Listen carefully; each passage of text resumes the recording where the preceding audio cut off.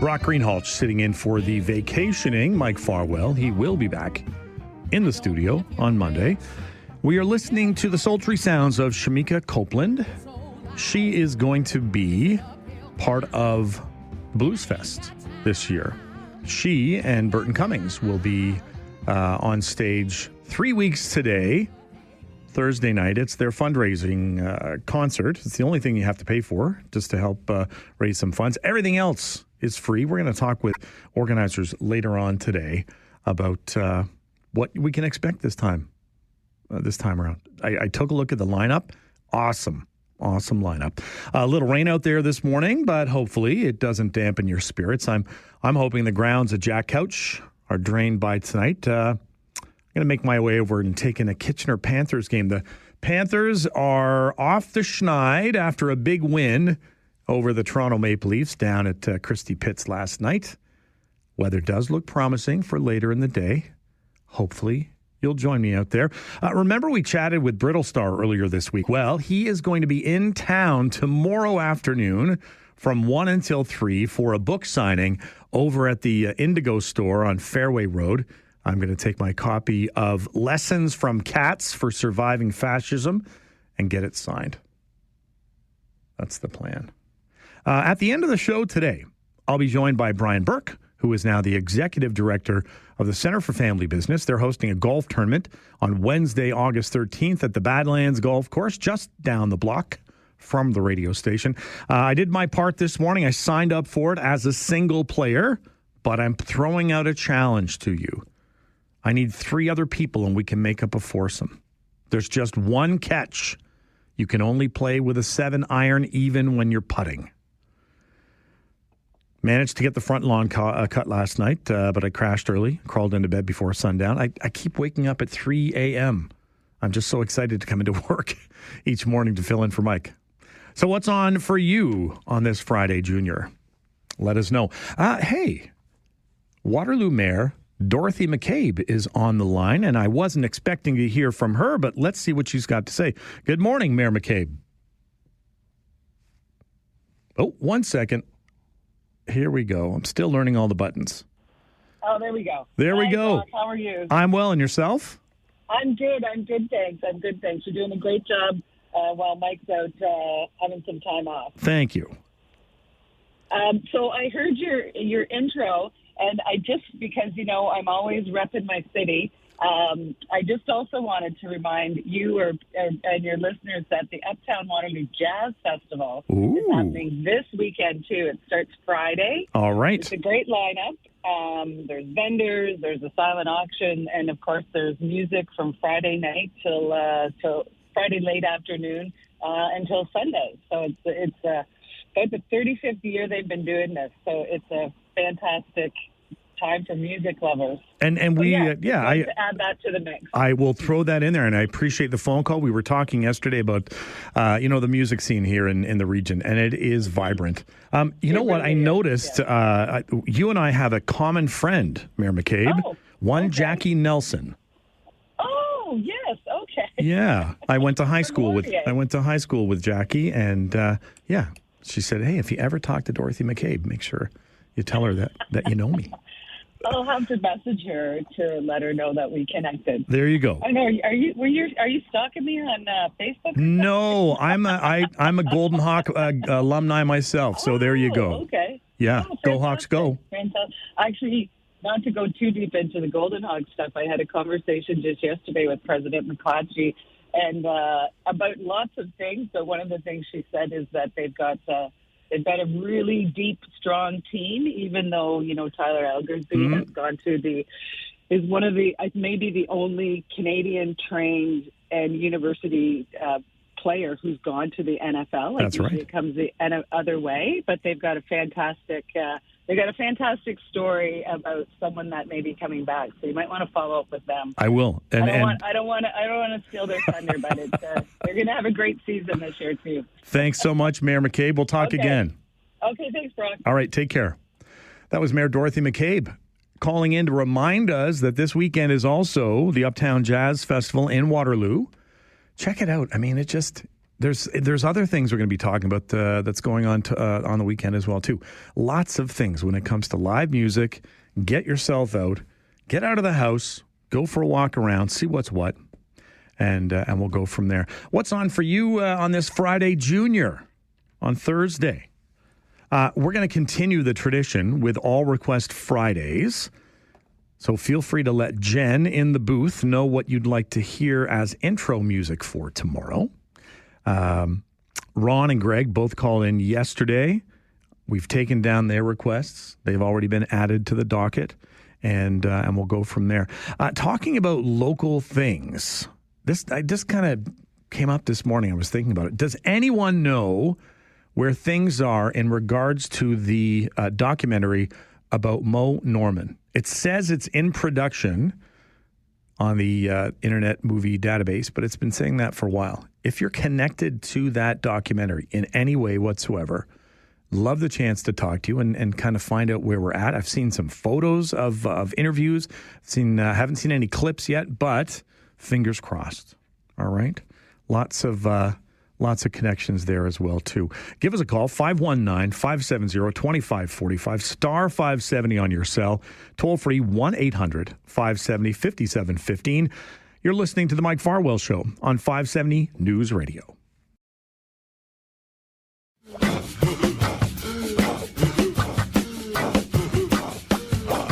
Tell me something good. Tell me that you love me, yeah. Tell me something good. Tell me that you like it, yeah. Brock Greenhalgh sitting in for the vacationing Mike Farwell. So yesterday, it worked well yesterday. 5 good news stories for the Farwell Show 5. So don't mess with a good thing, they say. Let's run with it again today. Here you go. No particular order. Just 5 feel-good stories to start your day off right. The Farwell Show 5 for Thursday, July 17th, 2025. What do you know? The Sun Life Uptown Waterloo Jazz Festival gets underway tomorrow. Music starts at 3:30 in the afternoon, runs till just probably going to wrap up by 11 o'clock on Friday. More music on Saturday. First hits the stage at 12:30. 6:30 on Saturday. Amanda Kind. There's a name you might be familiar with. Along with some other bands that Stealing Dan. I like the name, the play on the names for that one. That's at Friday at 5 o'clock. Sunday, 12 o'clock. We've got the Youth Jazz Ensemble. They're playing on Saturday as well, too. 1:30 on Sunday, the Christine Jensen Quartet. So 3 o'clock bus. Right. Lots of things to do. Lots of family activities as well. Food trucks are going to be there as well, too. Make sure that you make your way out this weekend. The Uptown Waterloo Jazz Festival. Brought to you by Sun Life. All right. That's one of 5 inspiring good news stories today. What else have we got? We can take a look at a tiny Chihuahua who helped rescue their owner who had fallen into a Swiss glacier. Easy to say. Usually you're picturing, like Beethoven as the rescue dog. But this is a Chihuahua. And walking along on the glacier, got stuck in the glacier ice. His faithful companion was left at the edge. Luckily, the accident victim was carrying an amateur walkie-talkie. He was able to call for help. And a 3-person helicopter crew came down. They knew exactly where to go because they could see where the Chihuahua was.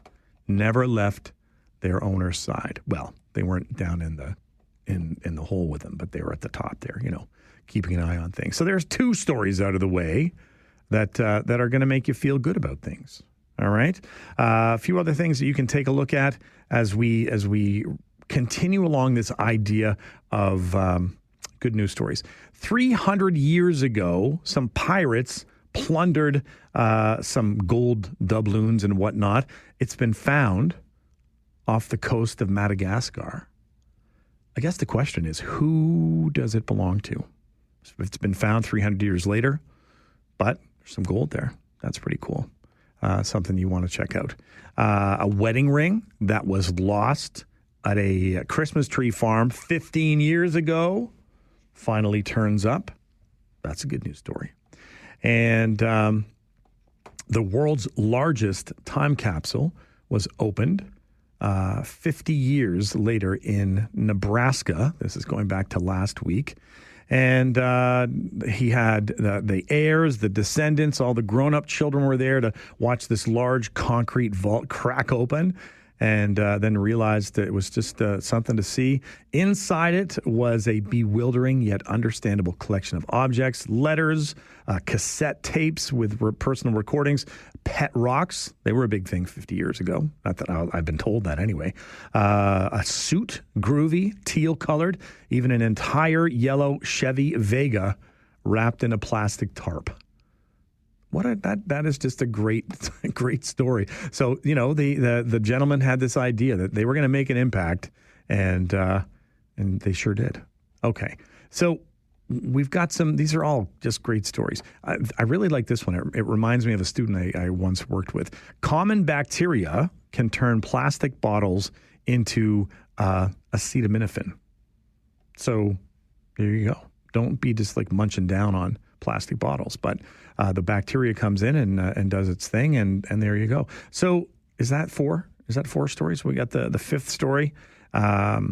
There was a man who spent 27 years transforming his home garden into amazing 4-season oasis, and he's also raised $500,000 for charity. So there's some good news out there, folks. I know we get wrapped up in the negativity sometimes, but there are lots of things that we can spend our time looking at. So what's your good news story?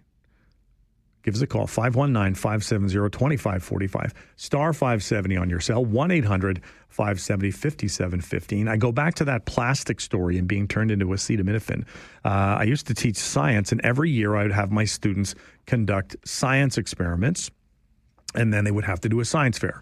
And the idea was that I would mark them on what they had done, but they actually had to present to a group of judges who came in from the community, and it wasn't anything that I determined, but we would use that, and then our top award winners would be invited to go to the regional science fair. I was at the regional science fair one year, and one of my previous students was there as a high school student. I walked over, and he had discovered a microorganism that breaks down plastics. And I remember at the time, he's now a doctor, I believe, up in Ottawa, but he was listed in a magazine as one of the top 20 under 20. Just an amazing individual, the way his mind worked. The strange thing was I was talking to him, and I said, Daniel, how did you come up with this idea? And his mom was standing behind me. She said, it's because he's lazy. And I was thinking, it's anything but laziness. But she said, no, we've got this cupboard at home full of plastic bags, and he hates organizing it. So he just decided he'd come up with a way to break down plastics. So there you go. There was his inspiration. Anyway, I'm sure you've got some amazing stories out there. We want to hear them. Give us a call. You're listening to The Mike Farwell Show on 570 News Radio.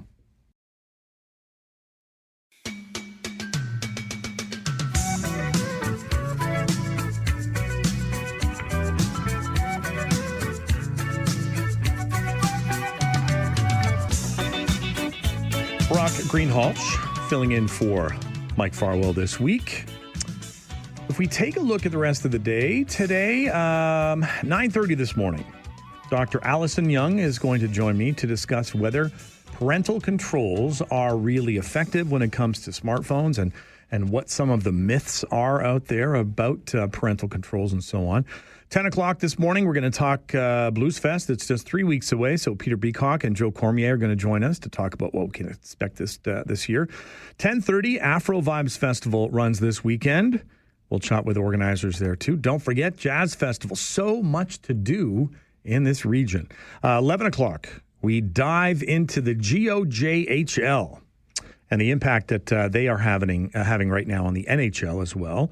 11:30, it is the Flipside. So the question goes to you, and you provide me with the answer.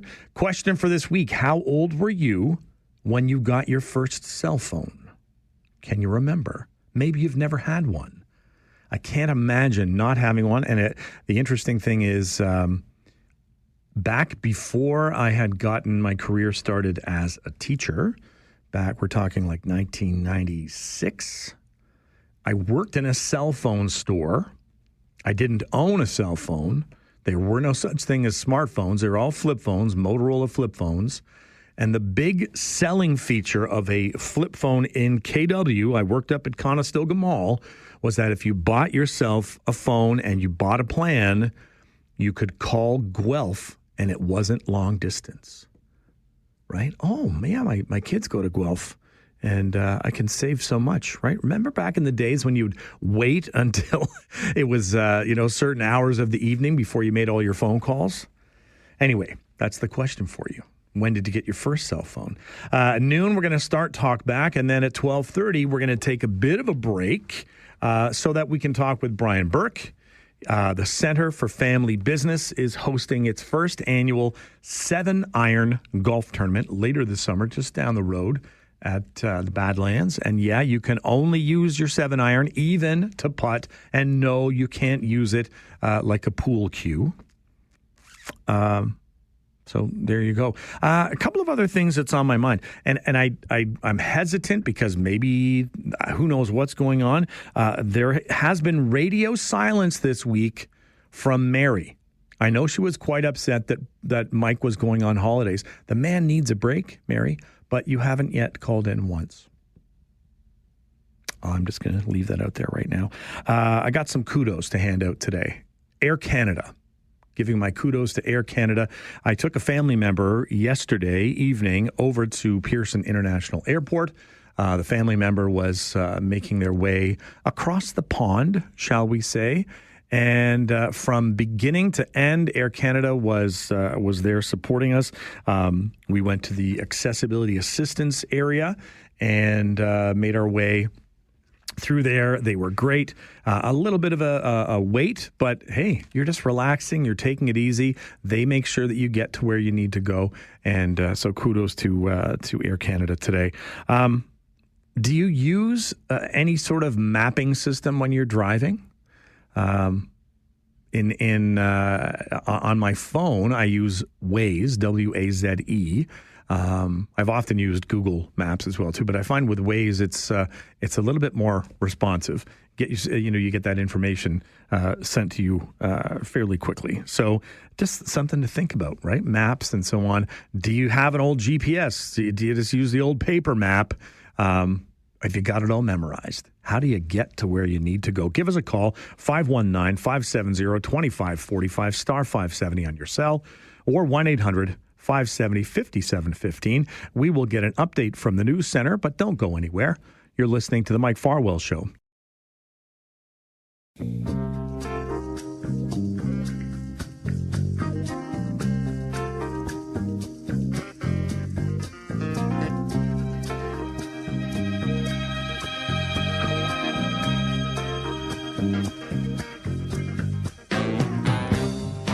Brock Greenhalgh sitting in for the vacationing Mike Farwell.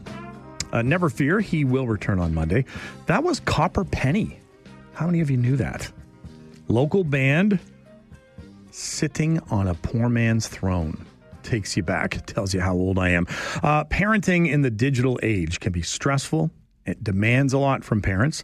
The Family Online Safety Institute released its annual online safety survey recently and discovered almost 50% of parents aren't using parental controls to manage their children's devices. These are the tools that are aimed at helping parents filter out inappropriate content or unwanted interactions on their children's devices. The report shows that parents aren't using the tools because they feel overwhelmed, and they recommend that parents educate themselves as a good first step towards broader use. Dr. Allison Young is a local family doctor. She's also known as the Smartphone Effect MD. She's raising awareness about screens, smartphones, social media. She wants to help parents push back and find a healthy balance. And she joins us today on the show. Good morning. Good morning, Brock. How are you? I'm good. How are you? Better now that I'm talking with you. Perfect. Listen, when you talk with parents about the impact of smartphones and social media and so on, what are you hearing back from them? Yeah, I mean, I feel like it'd be hard pressed to find a parent that doesn't agree that it's a problem or that it's impacting their kids. I think there's pretty widespread agreement that this is a problem overall for youth. What I hear back a lot is the practical stuff. Like, what do we do now? You know, parents are worried about their kids being left out or having trouble staying connected. They're really worried about how their kids will react if they change the boundaries at home. And they're worried about the impact of phones and social media and all of that in schools as well. And I know, trying to stay ahead of technology. We had this conversation yesterday about AI.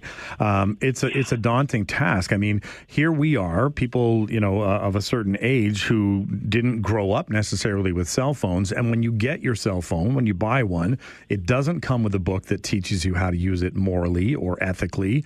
It's really, as a parent, you kind of always feel like you're behind the eight ball. Yeah, 100%. And I would say, as someone that studies these technologies and really keeps on top of things, like, I find it overwhelming when I go to try to look at parental controls. And, there's parental controls at the Wi-Fi level, at the device level, at the app level. Like, there's just so many layers to it. I really think that the best thing parents can do is try to read about or stay knowledgeable about the apps that their kids are using. Stay in the know about what they're doing. Get on the apps themselves. I think that's a really good tip. Yeah. If your child's going to be on Snapchat or TikTok, make an account yourself as a child of their age and get to know how they interact with it. And that can tell you a lot right there. And I suppose, communication's got to be key as well too, where the parent is going to be sitting there with the child to say, look, if you're hiding anything from me, that's a problem, because first of all, why are you hiding it, right? And secondly, we want to have these lines of communication open. I get it. We're dealing with young people, and they're kind of coming into their own when it comes to development and so on. But we still need to be that guiding force. Yeah, 100%. And I think normalizing the fact that that's not new, kids hiding things from their parents, that's nothing new. And I think just staying curious. I think kids get really defensive about their activity online because they feel that their parents don't understand. And a lot of times they don't understand, right? So I think staying curious and just asking questions and really communicating. Like, there's been a lot of research that shows that if we put healthy boundaries in place at home, we use parental controls, but we also explain to our kids why we're doing that, and we get their feedback and collaborate where we can, those kids are actually less likely to sneak around and do things behind your back.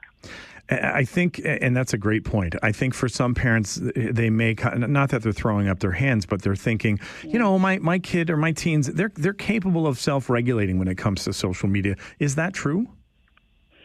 Yeah, this is one of these, I call it a big tech myth, and I think it's one of the things that drives me crazy the most, because I think it just leads to conflict in the home, right? If parents believe you should be able to turn this off on your own, then that's naturally going to lead to conflict. So I think understanding that this idea of self-regulation really is this skill of executive dysfunction, which comes from our frontal lobes, and these are not fully developed until we're about 25. So kids have lots of gas. I say lots of gas. They don't have a lot of brakes, and that's developmentally appropriate. Yeah.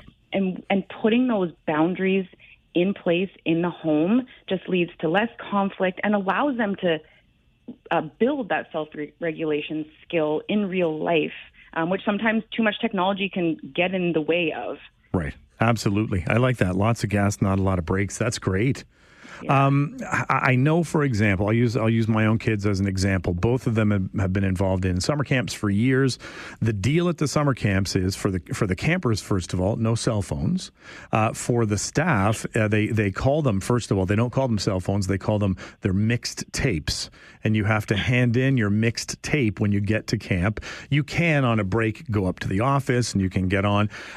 For some of the students, they're in the middle of applying for courses for university or, looking at housing, and so it makes sense to be able to do that. But the feedback that I've gotten from my guys and from other kids at the camp is that, you're not running up the hill every half hour thinking, I got to go see what was on Snapchat or Instagram, because the people that you would normally be connected with are all around you. And it's like, be in the moment, and it's a little microcosm, but it works. This camp is, I'm sure there are other ones out there like this. This is the rules. They're very hard and fast rules. You don't have your cell phone, and they survive. And you know what? In fact, I think they thrive. Yeah, 100%. Camp, camp is like one of those untouchable places where cell phones go away. And parents will tell me all the time their kids come home from summer camp and their mental health is better. Yeah. They're in a better place. And that also lends to that idea of collective action. I'm trying to reach parents of the younger kids now who don't have smartphones yet to say, like, look, if we do this all together, it makes it a lot easier for the kids. And the other thing that you mentioned that I think is great is that the less that we're on the technology, regardless of who else may be doing it, the less we use it, the less we actually crave it. So, yes. 100%. 100%. Listen, Allison, I know you're a busy person, and I appreciate the fact that you've taken some time for us today to talk with us. We're going to continue the conversation with our listeners, but thanks so much for your time today. Thank you, Brock. Have a good day. You too. We'll talk again. Bye. Bye-bye. That was Dr. Allison Young, a local family doctor, also known as the Smartphone Effect MD, raising awareness about screens and smartphones and social media. Give us a call, 519-570-2545, star 570. You can also reach us 1-800-570-5715. Stick around. You're listening to The Mike Farwell Show on 570 News Radio. I think staying curious and just asking questions and really communicating, like there's been a lot of research that shows that if we put healthy boundaries in place at home, we use parental controls, but we also explain to our kids why we're doing that, and we get their feedback and collaborate where we can, those kids are actually less likely to sneak around and do things behind your back. That was Dr. Allison Young, local family doctor, also known as the Smartphone Effect MD, raising awareness about screens and smartphones and social media. She wants to help parents be able to push back and find a healthy balance. How do you engage your kids in discussions around safe smartphone use? Manny, what's on your mind today? Oh, 1 second, Manny. There we go. Oh, Manny, you got me now? Yeah, you're on. Yeah, awesome. Thanks. I'm not, just before I start, I'm not sure what her name was, but who's ever screening the calls, she's wonderful. By the way. I just want to put Jen. She's oh my God. Wow. What a wonderful person. There you go. Kudos to Jen. Yeah, she's awesome. So in this whole kind of lexicon, like I've got a 9-year-old and a 7-year-old. And, I'm not necessarily terrified about the access to information and all kinds of things like that, because I believe, and I'm lucky now that we have them quite captive, and I get to, my wife and I communicate with our kids all the time, and they're great when it comes to telling us about problems that they have.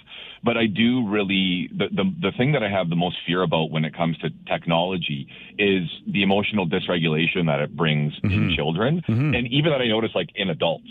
And that's the thing that actually terrifies me the most, because of we know how addictive these products are, and they're specifically designed that way.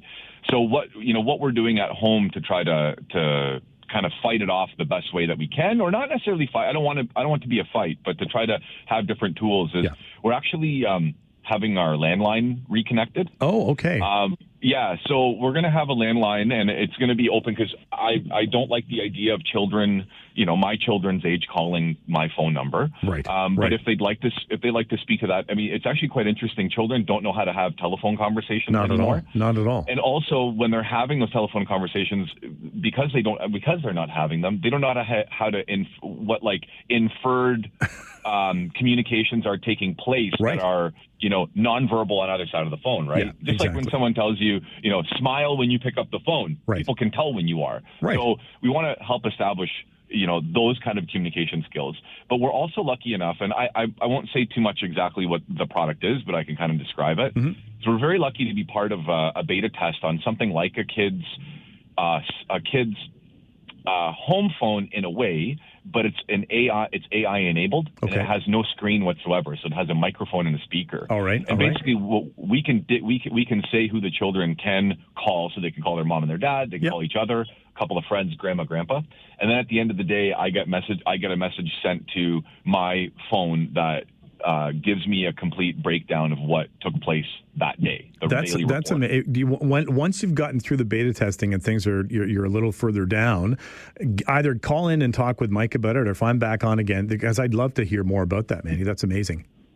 Yeah, it's fantastic. And the cool part is no screen, right?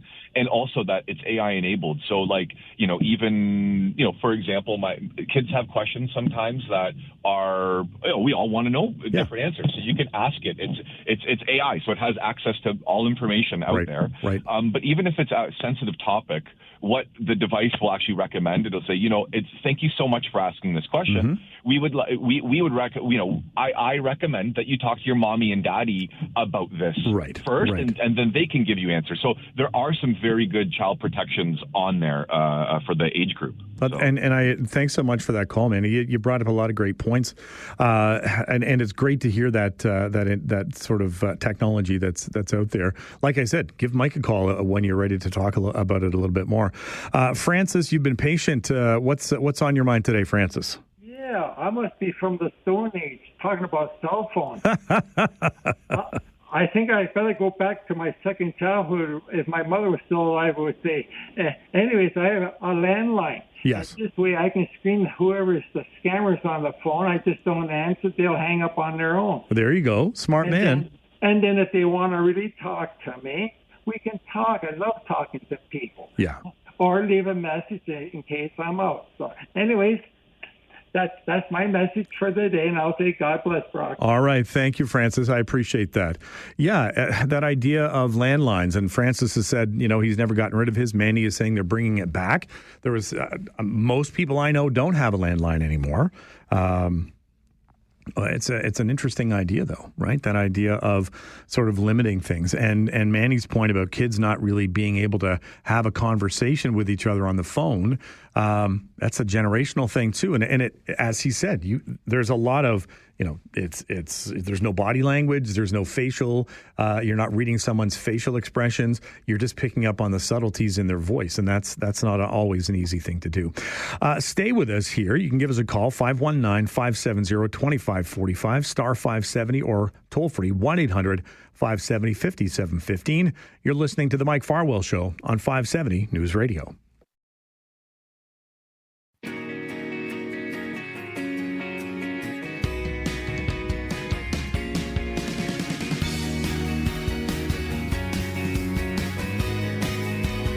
Brock Greenhalgh's filling in for Mike Farwell this week. We just wrapped up a chat earlier with Dr. Allison Young, also known as the Smartphone Effect MD. The question is, how do you handle technology in your home? If you've got younger kids, if you've got kids that are, teenagers or that are no longer teenagers, and, was it a constant battle? How did you manage it? I think back to even 10 or 15 years ago, I don't think we had the challenges that we do now. It's that instant communication. I was having this conversation actually just yesterday, and I managed about a year and a half ago. I found a ship's manifest that listed my mom and dad coming over from England right after World War II. So they were married in 1947 in England. 1949, they immigrated to Canada, and I found the ship's manifest. They were on a working ship, basically. There were only 10 passengers on the entire ship, but there was my mom's name and my dad's name, and what their career was, where they were headed, and all that sort of stuff. Just an amazing find. But you think at the age of 21 and 23 for my parents, they were, it's not a standalone story. It's the same story for everyone else that's out there. They left their home and came across the ocean and, landed here. They landed in Montreal and took the train down to Chatham. And that whole time, there's no telephone service. There's no, if you're going to communicate, you're going to write a letter. Maybe you'll get a response in a month and a half. Today, you hop on your phone and you can FaceTime, or you can, whatever it happens to be, with your family anywhere else in the world. There is no waiting for that. And maybe sometimes that's a little bit of it's overload, and obviously in some ways. I get it from the point of view of, worry. And I remember my mom saying, when you have your own kids, you'll know what I'm talking about. You worry about your kids all the time. So there was that running gag. I would leave. I would go home to visit my folks. I'd make my way back up to school. And then they'd say, call, collect, just give us a call. And you'd get on the line and you would make a collect call. And you had that little window to record your voice. So it would be, you have a collect call from Brock, made it home safe. And my dad would hear that and know that he didn't have to accept the charges. He just would hang up. But he knew that Brock had made it home safe. How many of us did that, right? These days, it's instantaneous. It's a text message. It's whatever it happens to be. I used to laugh at that idea in the Harry Potter series where they had the clock on the wall and it showed the location of all of the Weasleys. And I was like, oh my gosh, that's over the top. Not as far over the top as we really think. Give us a call, 519-570-2545, star 570 on your cell. 1-800-570-5715 also gets you on the line. We're going to get an update from the news center, so stay with us. You're listening to The Mike Farwell Show.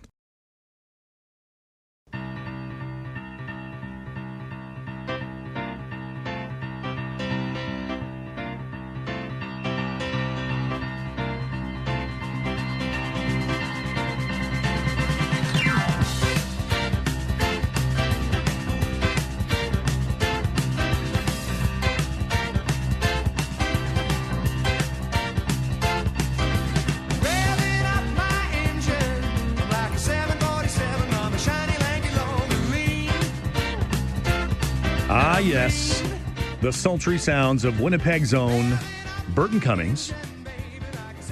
Brock Greenhalgh filling in for the vacationing Mike Farwell this week. Mike will be back behind the microphone on Monday. 3 weeks today, Kitchener Bluesfest gets underway with its fundraising concert featuring Grammy Award winner Shamika Copeland and Burton Cummings as well. Then for the next 3 days, the sounds of blues will be heard throughout Kitchener's downtown. I'm joined today by volunteer coordinator Joe Cormier and Blues Festival president Peter Beacock. Thanks for giving us some of your time today, gentlemen. Thanks for having us. Yeah, thanks a lot, Brock. Great intro, by the way. I was working on that all morning.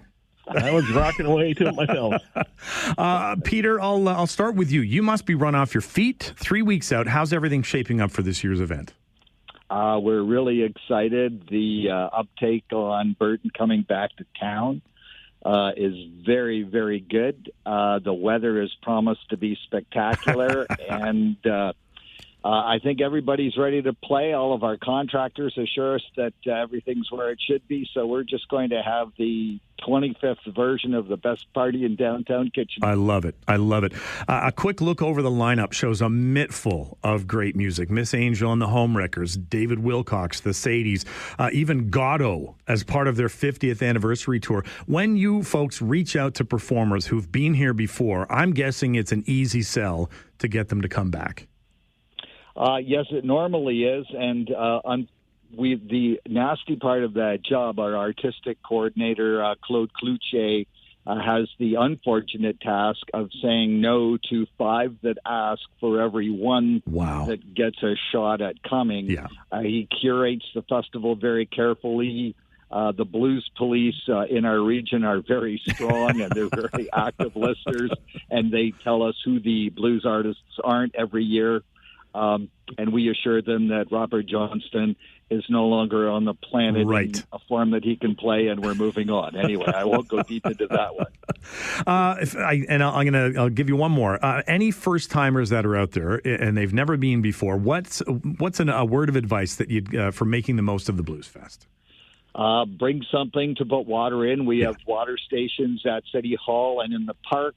Wear a hat because it will be very warm, and plan on staying longer than you would normally stay at an event, because this is something that shocks people who have lived in this city for their entire lives, 40, 50, 60 years. They go, well, I didn't know this even existed. It's like we make as much noise as we can. That's right. It's very safe.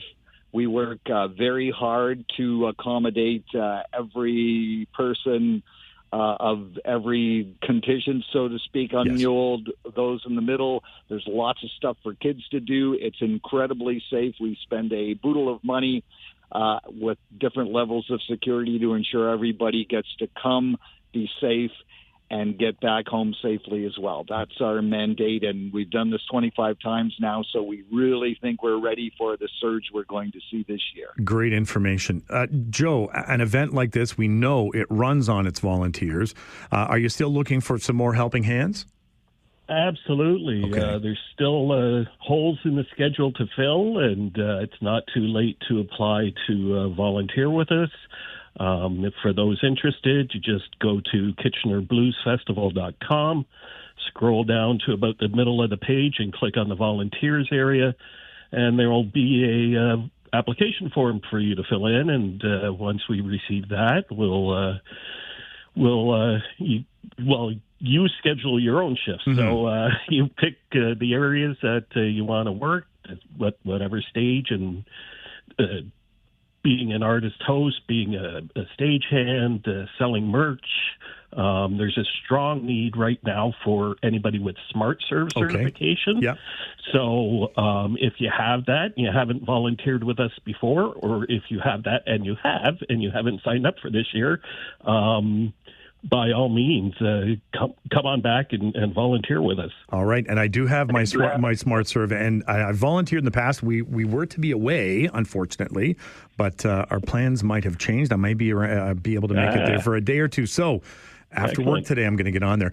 Do you have is there a minimum number of shifts that people have to sign up for? Each shift is about 4 hours long, so there's no minimum. Do as much as you can and as much as you're comfortable with. The thing that amazes me year after year is we have so many returning volunteers, and they stay there all weekend long. Yeah. It's incredible. The amount of effort that they put in astonishes me every year. You don't have to commit to that sort of level of involvement. We're happy to have you for one shift, but I think once you do it once, you're going to want to do it again and again and again. And I know that people come out and they're volunteering. If you love live music, that's like a little extra bonus. You're selling merch, or you're whatever you happen to be doing, but the live music's going on in the background as well too. Yeah, it's a great environment to be in. The people are great, like Peter said. The volunteers, the people that you're going to be volunteering with are just so welcoming and so great. And it's a happy, fun environment to volunteer in. Absolutely. And we know too that you take care of your volunteers as well too. There's a wrap up party later on in the year just to say thank you to everybody. It's nice to have that pat on the back as well too, isn't it? Yeah, you obviously get a nice volunteer T-shirt for volunteering with us. We provide a food voucher for each shift that you work, so you can go visit the food vendors and get something to eat. And then, as you say, after we've rested for a while, after the festival in September, we get together and have a party just for the volunteers, and it's a great time. All right. This is your chance to get yourselves signed up, make your way out there. Listen, I know how busy the two of you are. I don't want to keep you. We will keep pumping it up on our end, though. We'll do what we can. Awesome. Good luck with everything and all the best. All right. so Thanks much, a lot, Brock. All right. Take care, gentlemen. That was Joe Cormier and Peter Beacock. 3 weeks out from Kitchener Bluesfest. Check it out. If you've got some time to give, volunteers are still needed. If you've got your Smart Serve, they're always looking for people with Smart Serve as well, too. And as Joe was saying, you know, there's no maximum or minimum necessarily of how many shifts that you sign up for. But once you get there, you're not going to want to leave. I'll tell you that much. Give us a call, 519-570-2545, star 570, or you can reach us toll-free as well, 1-800-570-5715. Have you been to the Bluesfest? What's your takeaway? I'll tell you, it is an amazing weekend. Stay with us here. You're listening to the Mike Farwell Show on 570 News Radio. We work very hard to accommodate every person of every contingent, so to speak, unmuled, those in the middle. There's lots of stuff for kids to do. It's incredibly safe. We spend a boodle of money with different levels of security to ensure everybody gets to come, be safe, and get back home safely as well. That's our mandate, and we've done this 25 times now, so we really think we're ready for the surge we're going to see this year. That was Peter Beacock. He, along with Joe Cormier, two volunteers with the Bluesfest, 3 weeks away, and just talking about how, you know, it's a safe environment, it's well run, it's spread out throughout downtown Kitchener. If you've never been, you're missing out, but you don't have to keep missing out. 25 years, he said. There's something, there's something for everyone that's there.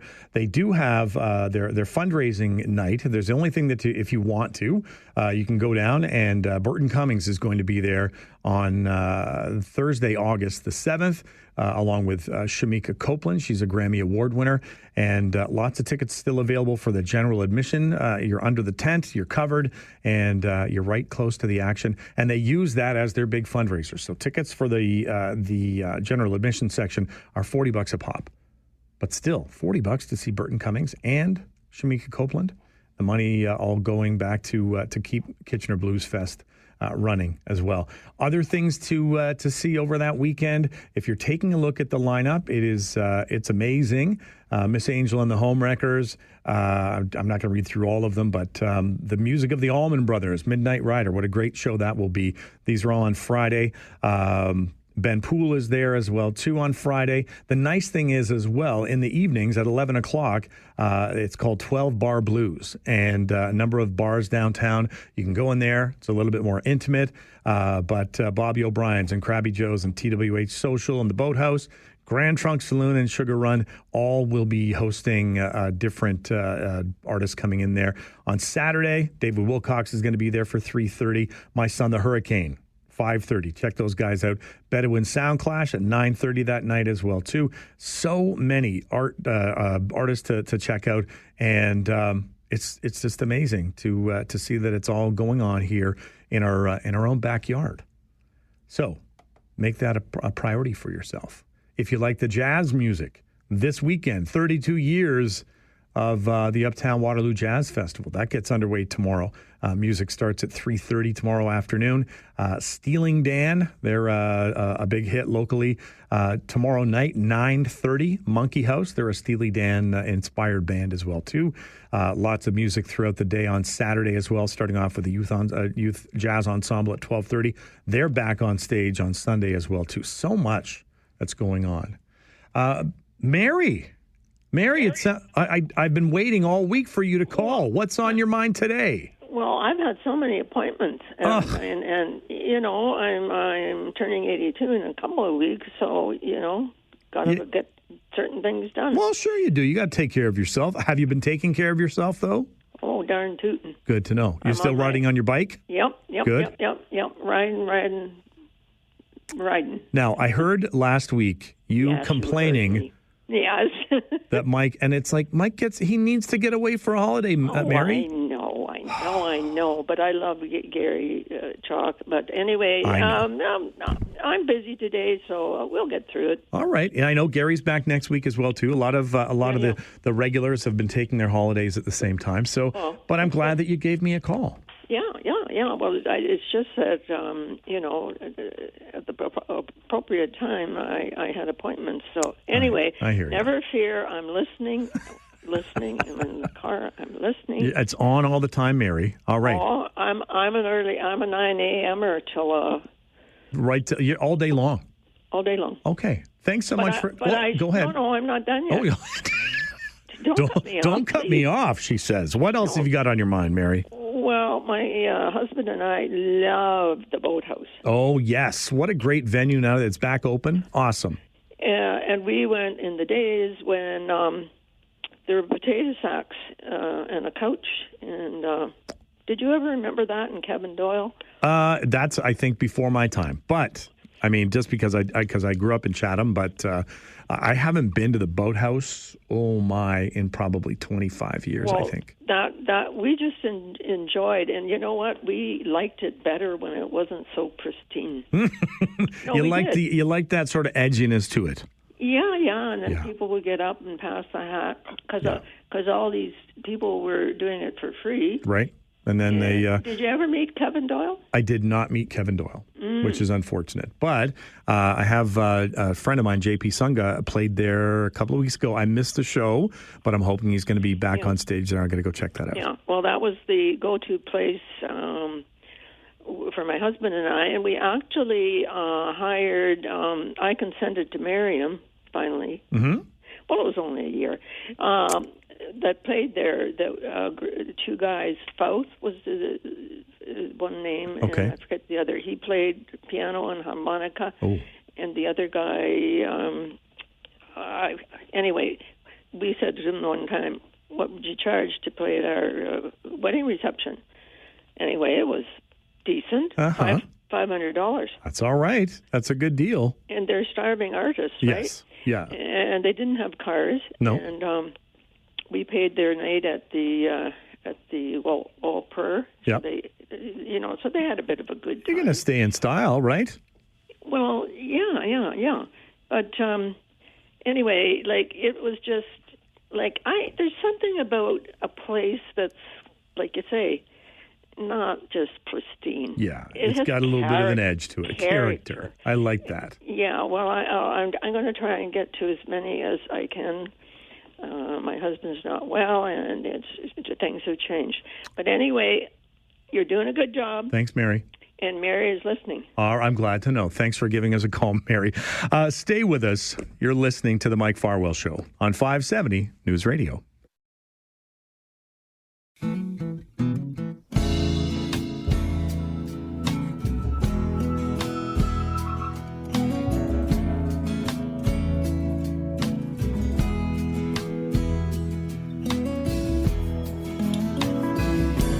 We've been talking a lot about music this morning and local music. Brock Greenhalgh sitting in for Mike Farwell. Your favorite local music venue? We know Dallas has started to have Saturday nights live with live music happening there. We used to have Pop the Gator downtown. Lulu's. I can remember now. I think it was probably one of the last shows at Lulu's. Was David Wilcox and Kim Mitchell. What a great double bill that was. Best show, though, I think, going back in time here. This is going back to 1988.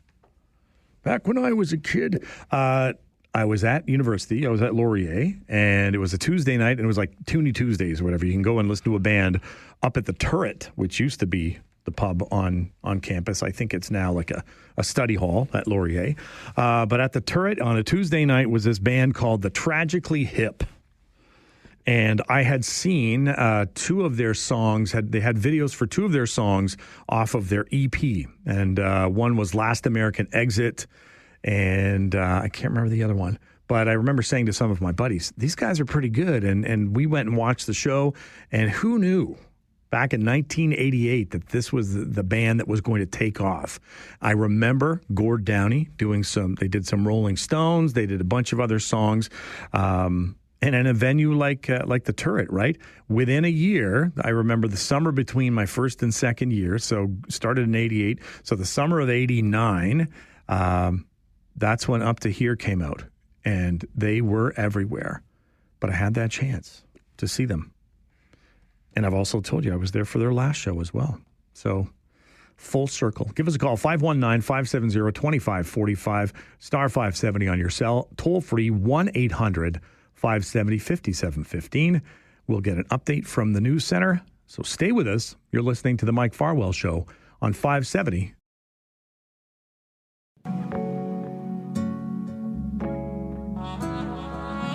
Greatness.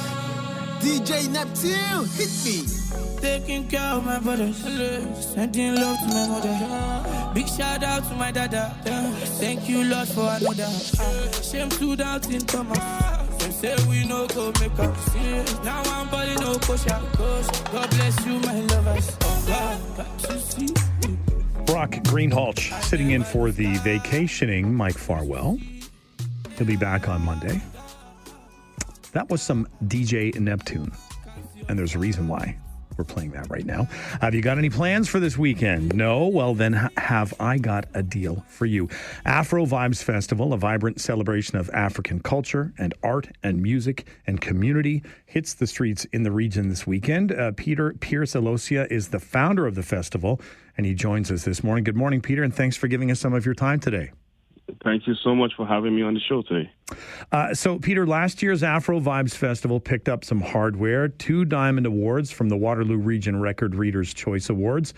Mm-hmm. Is the pressure on to repeat for this year?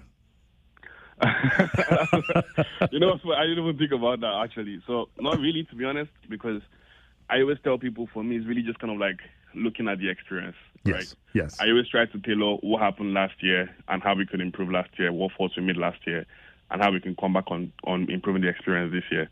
So for me, it's not really about pressure. I'm always learning. So I know that, you know, we are still in a space where, you know, it's going into our 3rd year right now, and there's really no pressure for me on perfection. But at the same time, I am always trying to learn from my mistakes in regards to kind of like figuring out how to improve or create a better experience for the festival attendees. So there's pressure, but at the same time, I don't really think about it as pressure. But talking about learning, you've got a panel session set for tomorrow at 4 o'clock. Yes. What can people expect if they're showing up to that? So it's going to be an amazing room filled with just people that have acumen in things like business, leadership, creativity, tech, you know. The idea is to have people to just come share their stories, talk about, you know, their journeys in regards to building products, building brands, and even just, like, if you are creative, we have a panel session called The Creative Economy, Building Legacies and Monetizing Talent. Mm-hmm. Oftentimes, you know, there's a new era in this generation where a lot of times we see content creators, we see people, you know, they are 9-to-5s that are content creators, right? Right. But the reality is that how do you monetize this? There are a lot of people that call themselves creatives, but they don't realize or they don't know how to monetize their talents. So the conversation on the panel is to hope that, you know, as a creative or as a potential creator or someone that's in the creative field, you could come and like learn from people of how to monetize your talent. There's also another panel that speaks about building resilient organizations, lessons from top performers. So we have heavy hitters in the Waterloo region that have built successful businesses to come share some of their learnings, some of their skills, and some of their expertise in regards to the people that come tomorrow, right? And there's also an opportunity to network. So, you know, if you love networking, networking is good for just life skills in general, right? So come out, you know, just come meet people. You could never know. You could get a business, or you could just get like a potential friend who tomorrow. So that's the biggest thing to expect tomorrow. And it's a great idea to be able to pull people together, and that's at Den 1880 in Waterloo, correct? Yep. All right. And really, the fun begins on Saturday at noon. Yes. So the festival is going to take over Carl's Air Square. It was, as we saw, it was a huge success last year. Do you have any idea of numbers of people? What's your gut telling you? What's it going to be like on Saturday? I don't want to propose numbers, right? Because I can only just share the story and how we've grown. When we launched the festival in 2023, the first year, you know, it was the first time doing it. If you asked me what my numbers were the first year, I would have told you about 250 people because that was my plan. My expectation was if I had 250 people come out on year one, I would have been happy. Year one, we ended up having about 4,000, 5,000 plus people come out in year one. Year two last year, we had over 10,000 people come out last year. So this year, hey, I don't even know what to expect, to be honest, but I just hope that, we just come out and have a good time. That's the basis of anything to me. You're going to wrap the festival up, the after party Saturday night, DJ Neptune. We heard a little bit of DJ Neptune, some special guests as well. Are there still some tickets available for Saturday night? Yes, there are. Okay. Tickets are going really fast. All right. And that's good. That's a good problem to have. But so make sure, where do they go? They got to go on the website? Yeah, they can go on our website, or they could even just go on Instagram. So our website is afrovibesthefestival.com. All right. Go to the event section, you will see more information about all the events that are happening. Or you could go on our Instagram page, Afrovibes the Festival, right? And then you could click on our link in bio, and then you could get your tickets from there. Perfect. Listen, Peter, thanks for giving me some of your time today. I know you're busy getting this all together. Good luck with everything this weekend. Thank you so much. I really do appreciate you, calling and having me on your show. Happy to have a chat with you. Take care. Thank you so much. Bye-bye. All right, bye-bye. That was Peter Pierce-Alosia. He's the founder of the Afrovibes Festival happening this weekend. You can check out panel discussions tomorrow at Den 1880 up in Waterloo. You can stop by the festival Saturday anytime from noon until 9 at Carl Zare Square. They also have an after party Saturday night. Tickets are on sale if you check out the website or through Instagram. You can check that out as well, too. So many great events going on in this region. And as he was saying, the first year he was hoping for, maybe 250 people showing up, 5,000 came. Last year it was 10,000. So the word gets out, and it's just a celebration. Give us a call, 519-570-2545, star 570 on your cell.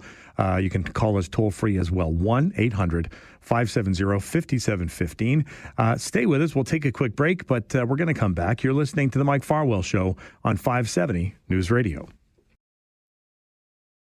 So it's going to be an amazing room filled with just people that have acumen in things like business, leadership, creativity, tech. A lot of times we see content creators, we see people, they have 9-to-5s that are content creators, right? But the reality is that how do you monetize this? There are a lot of people that call themselves creatives, but they don't realize or they don't know how to monetize their talent. That was Peter Pierce-Alosia. He's the founder of the Afrovibes Festival happening this weekend. He was talking about their panel discussion, which happens tomorrow at 4 o'clock at Den 1880 in Waterloo. And it's a chance to network. It's a chance to get together and learn about monetizing your skill sets and you've got this talent, and how do you make it work for yourself? So that's and there's other parts to the panel as well on Friday. They're going to be talking about sort of the creative economy. You're going to have a chance to network with like-minded individuals. So it's a great way to really connect. The festival kicks off on Saturday. It runs from noon until 9 at Carl Zare Square. And then there is an after festival party as well, too. Tickets are still on sale for that as well, so you can check that out. Give us a call, 519-570-2545, star 570 on your cell. Toll free, 1-800-570-5715. As we said, so many great things going on when it comes to music, live music, events going on in the region. There should never be a time when you say, I'm bored. No. You've got the Uptown Waterloo Jazz Festival this weekend.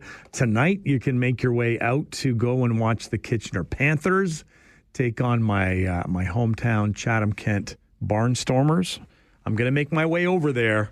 I'll do my part, and I will loudly cheer for the Panthers after their big win last night, and quietly cheer for the All-Stars as well, too. I'm torn, right? What do you do? But I love me some baseball, so I'm going to get out and check that out as well, too. It's I know it's still kind of cloudy out there, but believe me, it's going to clear up, and it's going to be a great night. Right, great night for baseball. Tomorrow from 1 until 3. So right after I'm done here tomorrow, hit the road. Off I go to Indigo over on Fairway Road, and Brittle Star, who we had on earlier this week. He's going to be there book signing. I've got my copy of Lessons from Cats. Going to take it over there. I've spoken to him on the phone a number of times. Never met him in person. So, I'll try and act all fanboyish, or try not to act that way, right? And just be really cool about everything. So those are some of the things that are going on in the next little while. Coming up after the 11 o'clock news, we are going to have a chat with folks from the Greater Ontario Junior Hockey League, the GOJHL, and learn about who alumni from there. There were 9 of them that were just selected in the recent 2025 NHL Draft, and the impact that the GOJHL is having on the NHL as well. At 11:30, it's your chance, right? This is the flip side. The question this week, how old were you when you got your first cell phone, right? Was it tucked into the crib when you were first born? Do you not even have one right now? Is it a flip phone? Is it still a bag phone that sits in your car? It's your chance to let us know. Noon, we're going to get started off with the Talkback Hour. We're going to sneak in at 12:30, though. The Center for Family Business, they've been around for about 28 years now. And Executive Director, none other than Brian Burke, he is going to join us and talk about an upcoming golf tournament where you can only use a 7-iron, even for putting. And that's going to be coming up middle of August. And I've done my part. I've registered. I have yet to hear from any of you that you're willing to help me make a foursome and we go over and we claim the inaugural trophy. Okay? I'll tell you right now, if you join on, there'll be 4 of us. We'll be mighty. We might even have like matching shirts, doing something. But when it comes to the actual golf, I will only be there for comedy relief. I will make all of you look really, really good in your golf game. Give us a call if you want to sign up. We'll talk with Brian at around 12:30 today, and let me know if you want to get out and do some golfing. I'm begging you, don't make me do this on my own.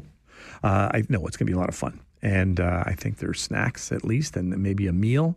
We'll learn all the details when we talk with Brian at 12:30 today. So lots of things going on. We've got there's, as I said, there's never any reason to be bored, right? There's lots of things that you can be signing yourself up for. And if you find that for you recharging your batteries is done quietly, that you can only people so much, I get that. I get that as well too. All right. There was something else that I wanted to mention to you. It was about, we were talking about maps earlier. We were talking about using Waze, W-A-Z-E, if you use that on your phone. Are you the kind of person who uses the old paper map? I can remember there was always the paper map in the car growing up, and it was never folded properly, and it drove me crazy. Drove my dad. My dad just didn't seem to really mind. This was the guy, and I remember I told you, he had traveled with his wife thousands of miles across the Atlantic Ocean to come to Canada. He landed in Montreal, took the train down to Chatham, Ontario, and then I don't think he ever really wanted to leave. Family would come to visit from England, and they would always want to go to Niagara Falls. And that would be the bane of my father's existence. Trying to go from Chatham, Ontario to Niagara Falls was about a 7-hour journey. It shouldn't be, but that was the challenge. He was not really map inclined. Let's put it that way. He would have, if he was still here today, he would love Waze. Give us a call, 519-570-2545, star 570 on your cell. Toll free, 1-800-570-5715. We'll take a quick break. Stay with us. You're listening to The Mike Farwell Show on 570 News Radio.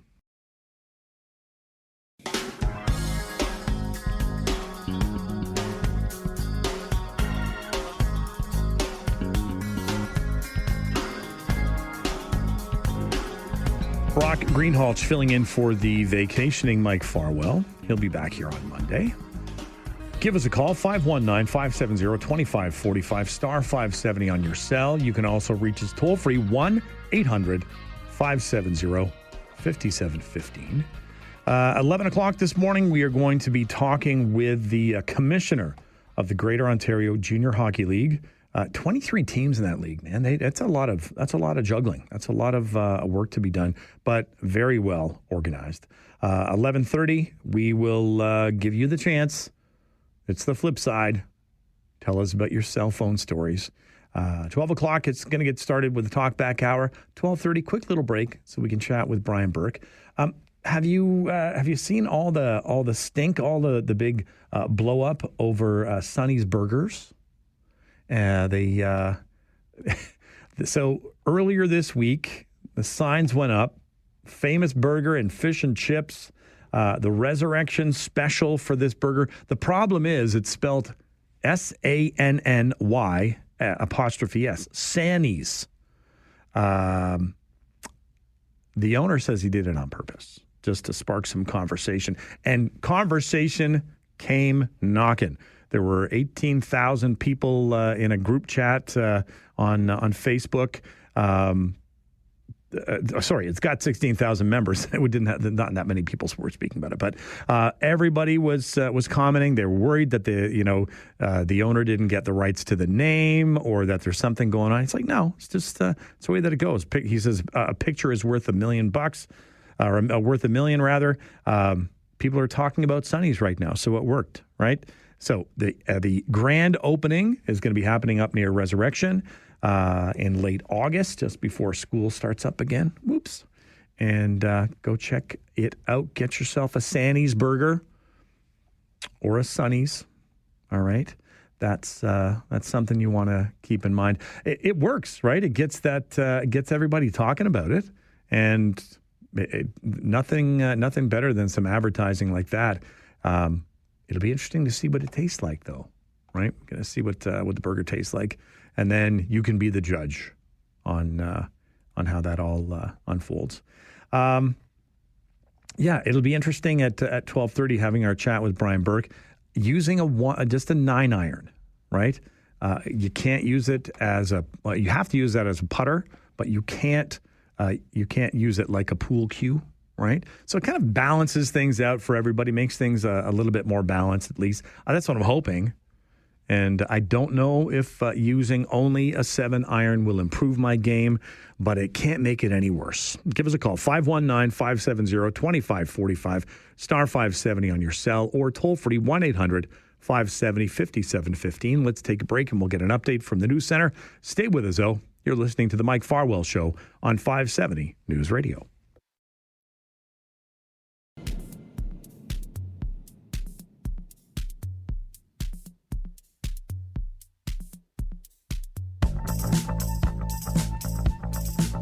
Brock Greenhalgh sitting in for the vacationing Mike Farwell. Never fear, the gentleman needs a break. He'll be back on Monday. The Greater Ontario Hockey League is a junior hockey league, rather, is a 23-team league with players typically aged, say, 16 to 20, 21. The GOJHL is known for developing young talent, and it serves as a stepping stone for players aiming to move up to higher levels. Craig Spada is the league's commissioner. He joins us today, and thanks for giving us some of your time today, Craig. Oh, it's my pleasure. Thanks for having me, Brock. No problem. So 9 alumni of the league recently selected into the NHL Draft. How would you describe your development model in the league, Craig?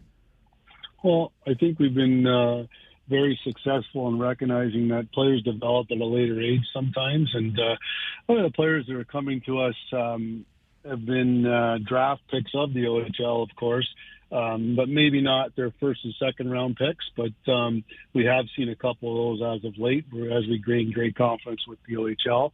But the kids that have been, the players that have been selected 3rd to 10th or 12th or even 15th have, found themselves in our league, and we have been able to promote those players on, recognizing that they do develop a little later due to size, and it is a very young age. And placing these players in our league and giving them playing time has been the product of success. We are a little bit younger league than some of the other leagues out there. And in general, we are very proud of our 19 and 20-year-olds, and obviously those are the keys to making these younger players great. And we continue to improve avenues for those 19, 20-year-olds, but the 16, 17, and 18-year-olds have, developed in great strides of our league because, with great credit to our coaches and their development off the ice and in gyms and such, they've been able to play, and that's been exciting for us. Have you found over the years, we know that kids get into hockey early. Some kids, they've got growth spurts.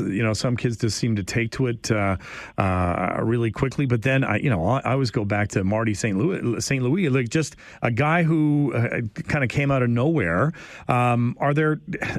Is it a good idea to kind of hold off and wait a little bit sometimes? Well, if you look at the list of the kids that were drafted to the NHL here, a lot of these were not top picks of the OHL, and it's pretty exciting to see them become, the players that were, drafted over some of the players picked earlier. And I don't mean that the players picked earlier aren't certainly great and fantastic. They all are. It just depends. You can have a first rounder pick to the OHL and become the obviously the first pick, just like this year when Max Schaefer was certainly picked in both the OHL first and then the NHL first. And then you can see a 10th, I think Noah Reid was a 9th or 10th round pick here of the London Knights, and then make the play in our league and develop, and then become a Memorial Cup player and go on. So a first, a 10th, it's certainly amazing how they develop at different ages. That's to answer your question, I guess, correctly. With a 23-team league, that's I would think that's a lot to juggle throughout a season. How does it work? How do you must have a crew of people working? Well, we've got a staff, and certainly, those folks are do their jobs, and I handle most, the business of the league in general, and the hockey ops, is run by Executive Director Tim Simmons, does a great job, and below him, there's a number of people from media and such, and we're evolving all the time, and as we continue to evolve, we hire to fill the needs that are there, and lucky, yes, staff is certainly the aspect of any company or situation. As born and raised in Chatham, Ontario, gotta say, happy to see the Maroons come out on top this year. You've got storied franchises. All of your franchises that are all the teams that are there. They've got the history in the community. You're going back in some cases, 60, 70, maybe even longer. How important is it to you or to the league to sort of honor those traditions when it comes to those teams? That's what makes the GOJHL so great, in my opinion, is they just our teams don't move as per se, and we're not moving around, and they're entrenched in the communities, and we have both private ownership, community ownership that have lasted for years and years and years, and that again, we are so lucky to have the fans that we are able to bring in our rinks. I know our fan base is grand versus other situations, and that's what makes us so successful, and that's what a player wants to play in front of, right? Absolutely. You can draft them, and you play them in front of 1,500, 1,000 people every night. That's exciting, and that's the closest to the next step of the OHL, where you're playing in front of 4,000 or 5,000 people, of course. I know that you're a busy man. I appreciate the fact you've given us some of your time today, Craig. Good luck with everything in the future, and we're going to continue the conversation with our audience here, but thanks for joining us today. It's my pleasure, and thanks for having us, and we look forward to talking to you again. Sounds Thank good. You so much. Thank you. That was Craig Spada. He's the league commissioner of the GOJHL. And we're just talking about, everything from the fact that 9 alumni of the league selected in the 2025 NHL Draft. clear sign that the GOJHL it continues to be one of Canada's top development leagues for young talent. And from their write-up, it says this year's draft success comes on the heels of another major milestone. 2025 Memorial Cup winners, I'll say their name, London Knights. Okay, there were 15 GOJHL alumni members on that team. So from the NHL draft picks to national champions, you see these things happening, and it's quite a crew of players on there. Alexei Medvedev and some other names that you would recognize as well too. And great that Craig was able to give us some of his time today as well too. Give us a call, 519-570-2545, star 570 on your cell. You can also reach us toll-free, 1-800-570-5715. Stay with us. You're listening to The Mike Farwell Show on 570 News Radio.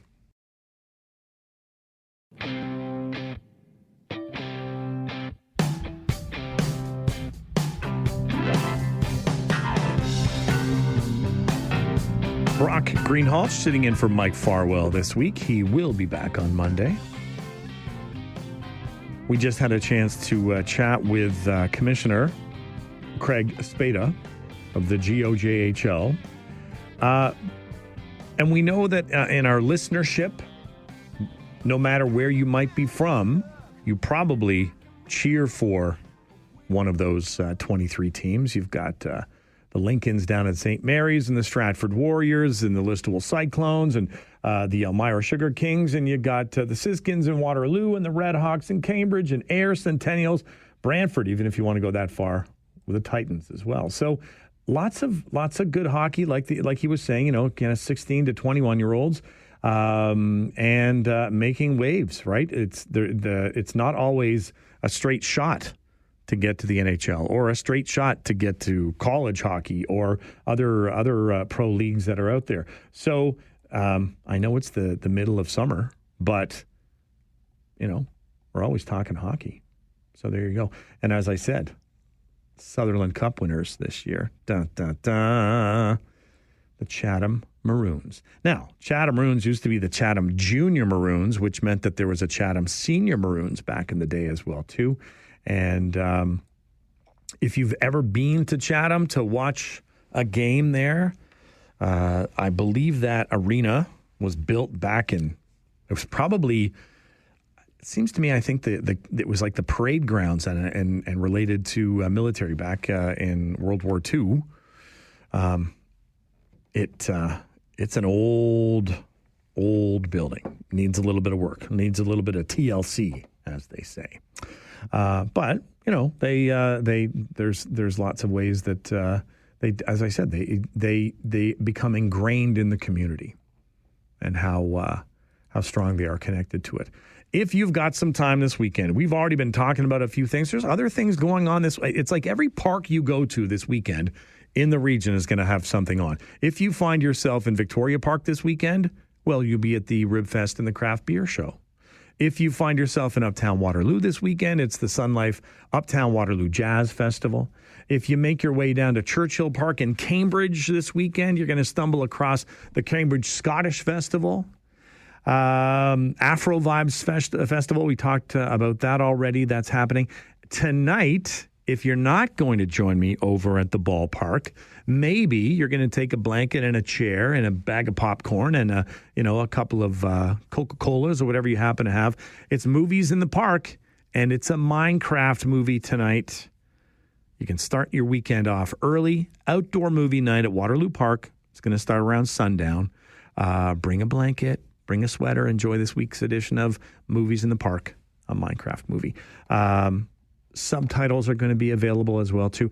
The older I get, the more I rely on the subtitles, and I keep blaming my television, but I have a strange feeling it's got nothing to do with the television and everything to do with my ears. I've had them tested. Okay, it's the feedback that I got was that you're kind of on the cusp. You could maybe start to wear hearing aids, but I don't know. I can retire in a year and a half.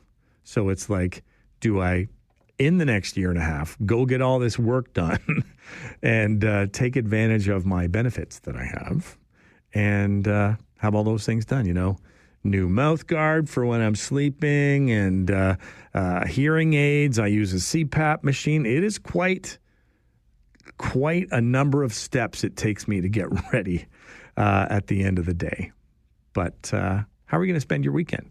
Don't tell me you're sitting at home doing nothing, because there's a ton of things that you could be involved in, and lots of those opportunities out there as well too.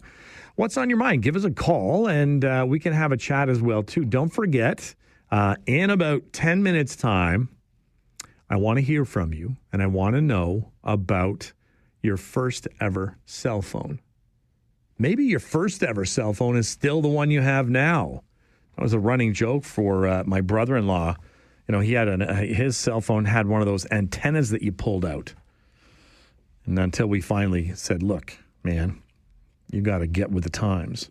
That's our chat for at 11:30. All right, we're going to have I want to know what you've got to say, and see what's happening on the flip side. Noon, you're going to get a chance to call in, and it's your chance to rant or rave, carry on like you need to. 12:30, we're going to have that chat with Brian Burke as well too, and we're going to be able to learn a little bit more about this golf tournament and see what we can do.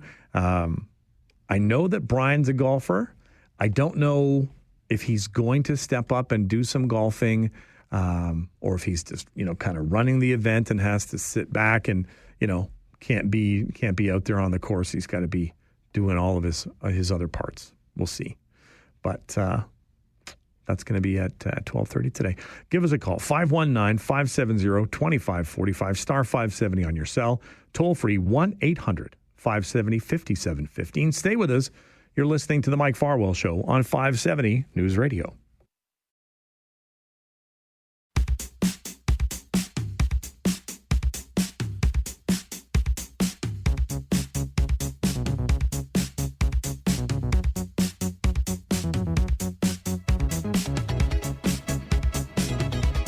Brock Greenhalgh sitting in for the vacationing Mike Farwell.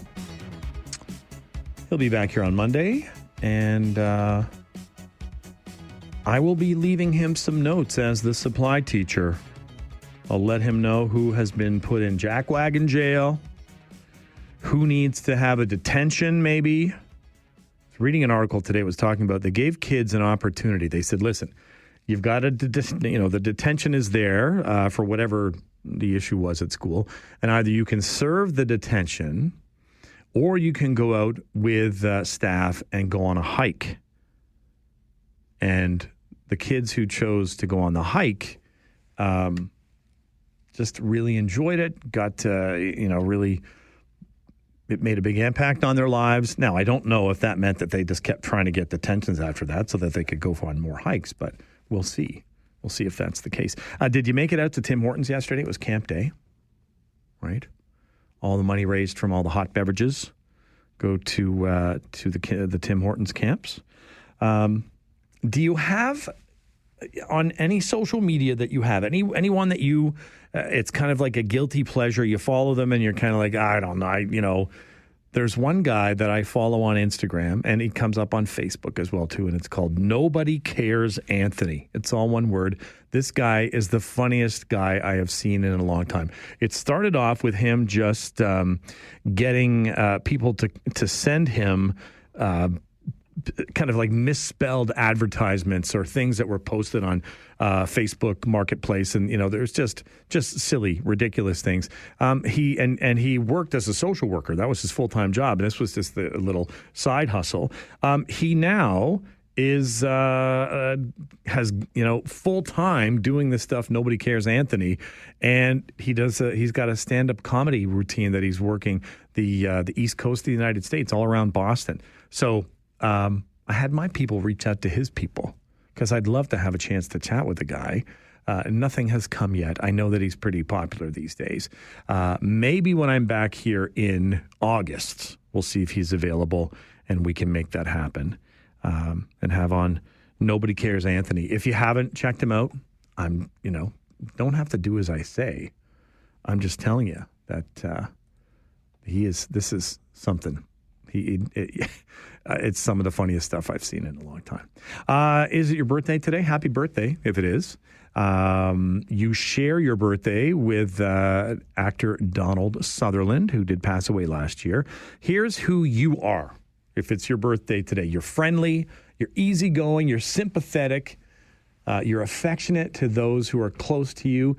This, for you, coming up as a year of service, maybe to your family. You need to take care of yourself because you are a resource for others who will turn to you for guidance, for comfort, for courage. Does that sound familiar if it's your birthday? It's also time for a makeover. Now, that's not me telling you that. There is a moon alert. I got to learn more about these moon alerts. Basically, it says for anybody right now, avoid shopping or important decisions after 7 o'clock tonight. So you got some shopping to do, important decisions to make. Get them done before 7 p.m. Chicago time. Okay, we got to be careful with that too. So, just be careful if that's what's going on. If you are a Taurus, so your birthday falls between April 20th and May 20th, most of you are excellent hosts and you know how to offer good food and drink to your guests. However, during this Mercury retrograde, relatives and guests could be camped on your doorstep, and nobody wants that. Stay with us. We're going to get an update from the News Center. You're listening to The Mike Farwell Show on 570.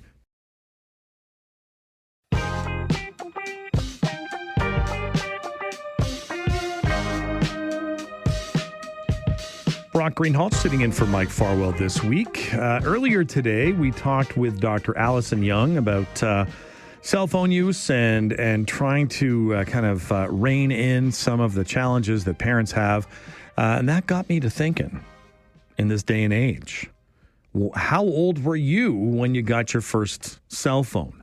We want you to tell your story. I'm just asking the question, and you got to give us the details. You got to spill the tea, as the kids say.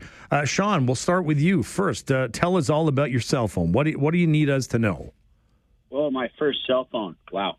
What can I say? I'm old. But my first cell phone I got in 1990. Yes, that's 19. What? That's the first two numbers. Yep.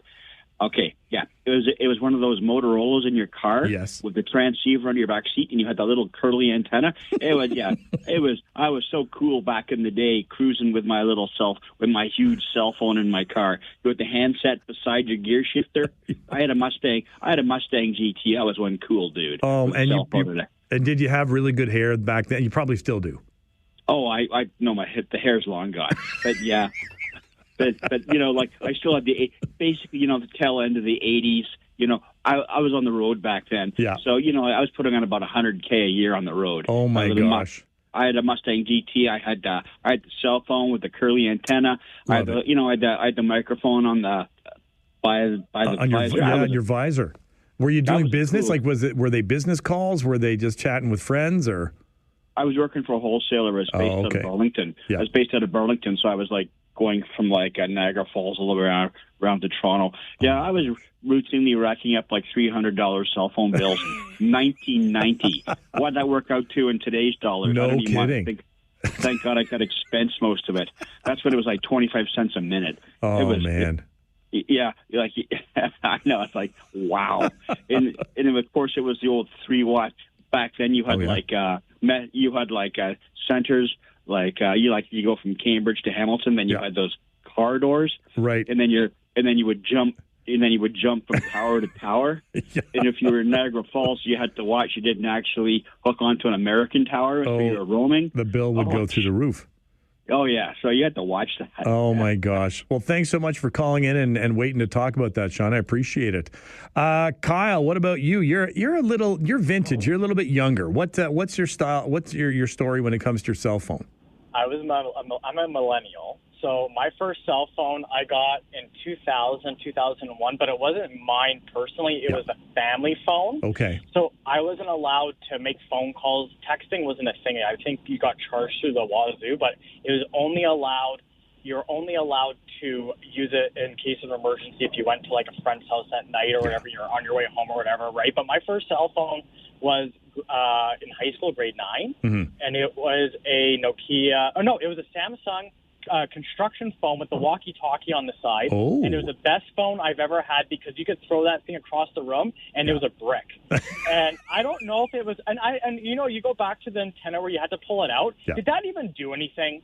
Like, I look back at it now, and I feel like it was a gimmick that they just said that, it's the same thing. Like, if you raise your cell phone in the air, do you really get better reception? Good question.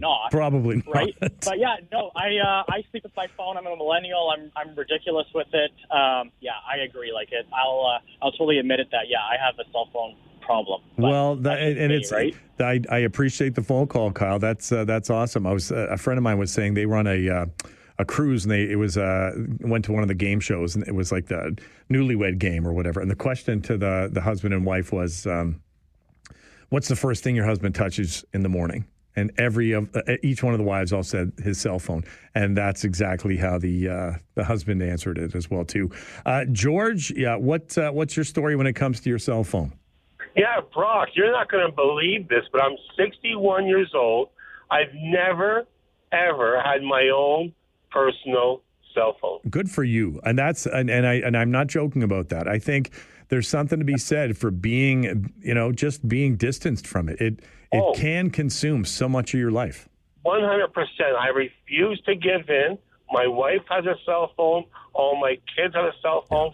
The only thing I use is when I'm at work, this phone right here. Mm-hmm. I call in once in a while. I've got my phone work. It's not even a smartphone. It's a regular call-in phone and everything. Yeah. So, I'm just holding out, Brock. I just don't want to be part of the 99% of people around the world, or at least here in North America, who have cell phones. Well, and thanks again for the call, George, and good for George.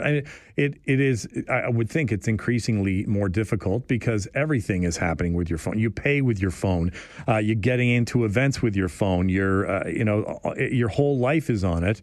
I remember, I think it was probably the first iPhone I ever got. And I said something about it being a phone. The guy said, "This isn't a phone." He said, "This is a computer. You're walking around with a $2,000 computer in your pocket." And I was like, yeah, absolutely right. Doug, what's your cell phone story? My cell phone I got back in around 1983, 84. Oh, boy. Yeah. Was it like a car phone back then? It was basically a car phone, yes, in the bag. Yep. But I remember I bought it for my wife for a Christmas present. As an emergency sort of thing. No, it was fully, you could call anybody you wanted to. Yeah. But I sort of hung around by this kitchen wall while she opened it. And then as she started to open it, I dialed the number and it started ringing and she told her. That's a great story, Doug. I remember her walking through the mall with this phone over her shoulder, somebody to call, and then come back out, plug it back into the cigarette lighter and charge it again. Oh, my gosh, Doug. And somewhere in my basement, I still have that phone. Yeah. It's like, you want to just take it out and see what happens. Thanks for the call, Doug.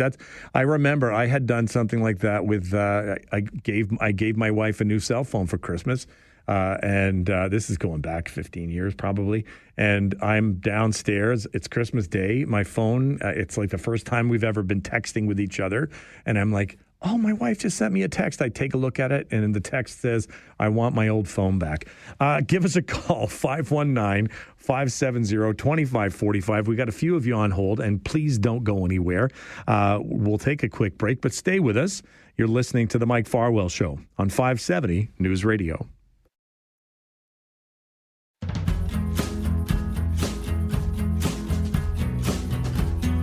Brock Greenhalgh with you today. It is the flip side. We ask you the question and you provide us with the answer. Question today, tell us about your first cell phone. Paul, what about you? What do we need to know about your first cell phone? Mine was a bag phone as well. Yes. And, all they were basically was a car phone where they took the unit that would normally be mounted in your trunk and just put it inside of a bag and put some sort of either a power cord or a battery in there, and then just a handset up on top. And often they had an antenna you could pull out of the bag and stick with a suction cup up on your roof. I'd forgotten about that part with the antenna. And so when you were using yours, was it for business? Was it for an emergency on the road? I was more or less for business, but I also used to keep it. I used to keep it with me in case somebody was trying to reach me. Yeah. If I could make some money, but I found that sitting out in Lake Ontario on my boat one time, and when you're in Hamilton, or off the shore of Hamilton, you're picking up New York. Oh no! Boy, does that get expensive. I was going to say, as soon as it. Thanks for that call, though, Paul. As soon as it jumps to the your roaming, oh my gosh, that goes to the roof.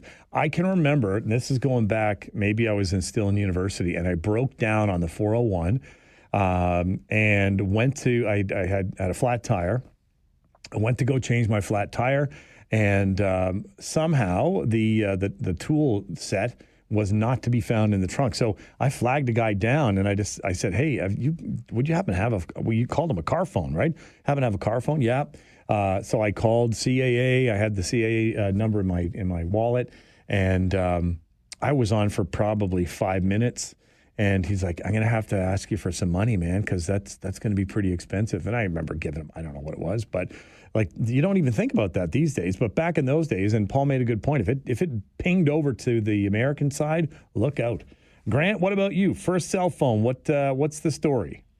I think it must have been either before the early 2000s. Yep. I buy a flip phone from the hospital. The hospital had they had a bet. Whoever was, I can't remember the brand name, but they had a booth, and I wasn't too sure what these things were all about. And I went out on a mission trip by myself. Yep.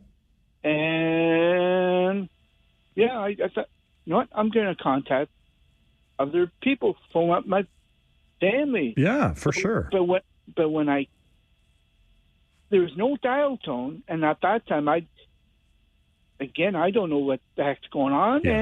When I got back, well, I got an $800 roaming fee. Oh no!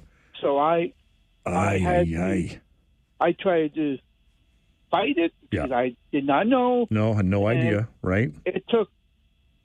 I was on the phone with them for 3 to 4 hours because they kept getting me to talk to some other people. Move you down the line, right? Unreal. And then because we wanted to renew our mortgage, they wouldn't allow it.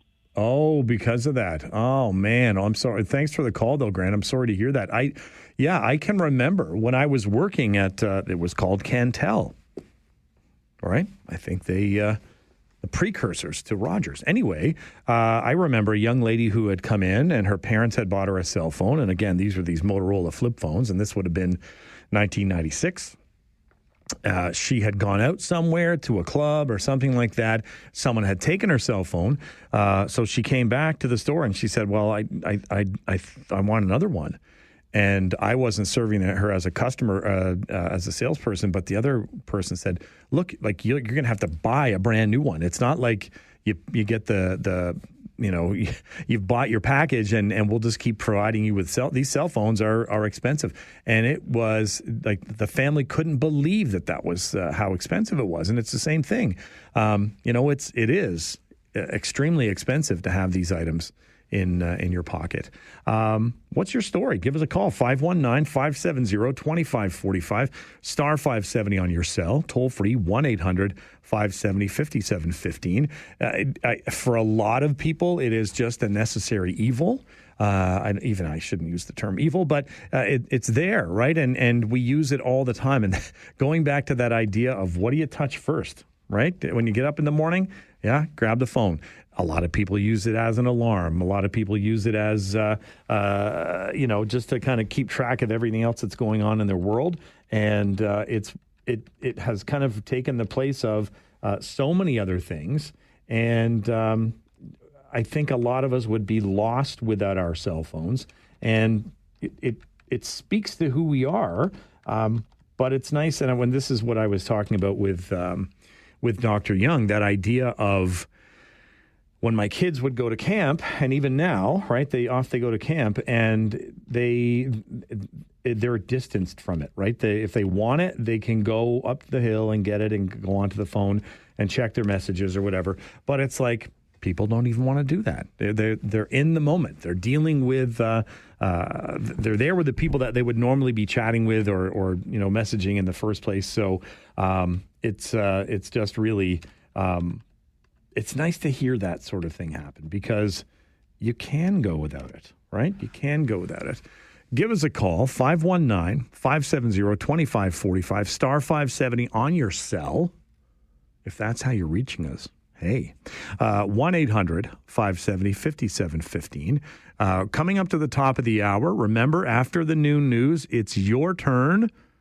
You get to come back on, and you can hand out awards to people. You can, just get on your soapbox. Maybe something's been bugging you. You've just been waiting for a chance to tell somebody. That's your chance. Talk back. 12:30, we'll have a chance to talk with Brian Burke. But stay with us. We'll take a quick break. You're listening to the Mike Farwell Show on 570 News Radio.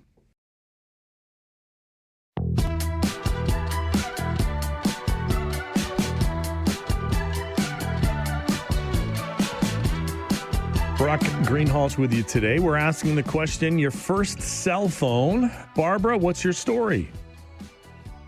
Remember how long ago, many centuries, that I got my cell phone, but I haven't liked it ever since. Oh, no. Yeah, but I think it was just interesting. I'm listening to your program every day, as I do, and an ad just came on from Rogers, just I think in between or before, advertising that you can apply now with Rogers for satellite phone, so you won't lose any more calls. It's everywhere. Yeah, well, you're talking history, and then the ad comes on. There's the future right there, right? Yeah, I know it's and it's amazing to you think about. You go back, 40, 50 years ago, and people would be like, "What? There's no way something like that. People are going to use that. It's the phone's just the phone." Mm-hmm. And my friend was one of those people who got everything, and he had that large shoebox in his car, and it weighed a ton, and his wife wouldn't use it. Like, she said, I don't want even, near that. But right. He was one of the first people that had it. And I got a flip phone that was like no bigger than, 3 inches or something. There was a time where the really, really small phones, that's what everybody wanted. They want these tiny little Nokias or whatever they were, and it was always an accessory, but the companies kept trying to figure out what do people actually want. Mm-hmm. And I think we need to go back to something where people can read it because the print is so small. Yeah. I can't use it and read an article, enlarge it large, and then keep going back and forth. Yeah. So yeah, it's.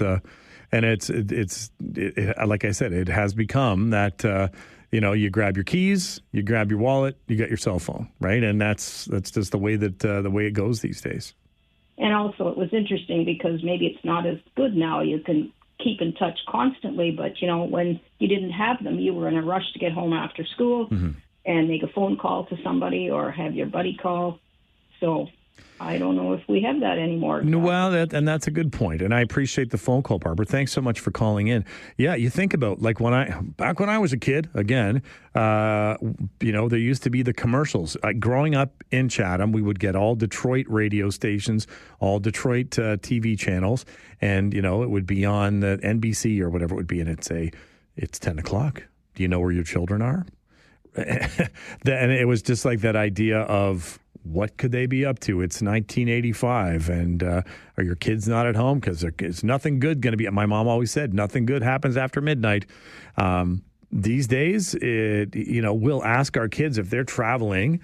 We'll ask them to, pin their location. Not that we're spying on them. It's just like, okay, you're making your way home. Well, I go back to Sunday when I get a phone call from the 20-year-old saying I'm broken down on Highway 30 or Highway 35. I have no idea where he is and what that looks like. And I Google it, find out where he's at, call CAA. We're all good to go. We make our way and get him home. So it is a bit of a crutch, I think, in some ways, but could you live without your cell phone? Right? Could you put it away? Can you have cell phone free days? And, every time you pick it up, what's the first thing? Are you going on to Facebook? Are you going on to Snapchat or Instagram? Are you a TikToker? Are you checking out the news? And that's the one thing that I find. I mean, kind of based on my career and also based on what I'm doing here, I'm a bit of a news hound. I'd like to know what's going on around the world. But as we said before, it can get a little overwhelming. Give us a call, 519-570-2545, star 570 on your cell. You can also reach us toll-free, 1-800-570-5715. It is your chance to talk back after the noon news. Remember, at 12:30 today, we're going to have a chat with Brian Burke about the golf tournament. Tomorrow, we got some great things going on tomorrow as well, too. We're going to talk with my friend Krista Strauss. She is a local author. She calls herself a hairapist. I think I've given you that term before. So she's a hairstylist and a therapist, all combined. And I've been reading her book, and I said yesterday, I think she has written herself into this book, or at least into a couple of the characters. So we're going to have a great chat tomorrow. And then that's it, right? That's it for the week, Friday. And then I'll go get my book signed by Brittle Star, and we'll call it a day. And you'll be back with Mike on Monday, and I'll go about my life, and we'll go from there. Stay with us, though. We'll get an update from the News Center. You're listening to The Mike Farwell Show. If you're on hold right now, don't go anywhere. We'll get you on right after the noon news. You're listening to The Mike Farwell Show on 570. Take out the papers and the trash, or you don't get no spending cash. If you don't scrub that kitchen floor, you ain't gonna rock and roll no more. Yaggity yak. Don't talk back. Just finish cleaning up your room. Let's see that dust fly with that broom.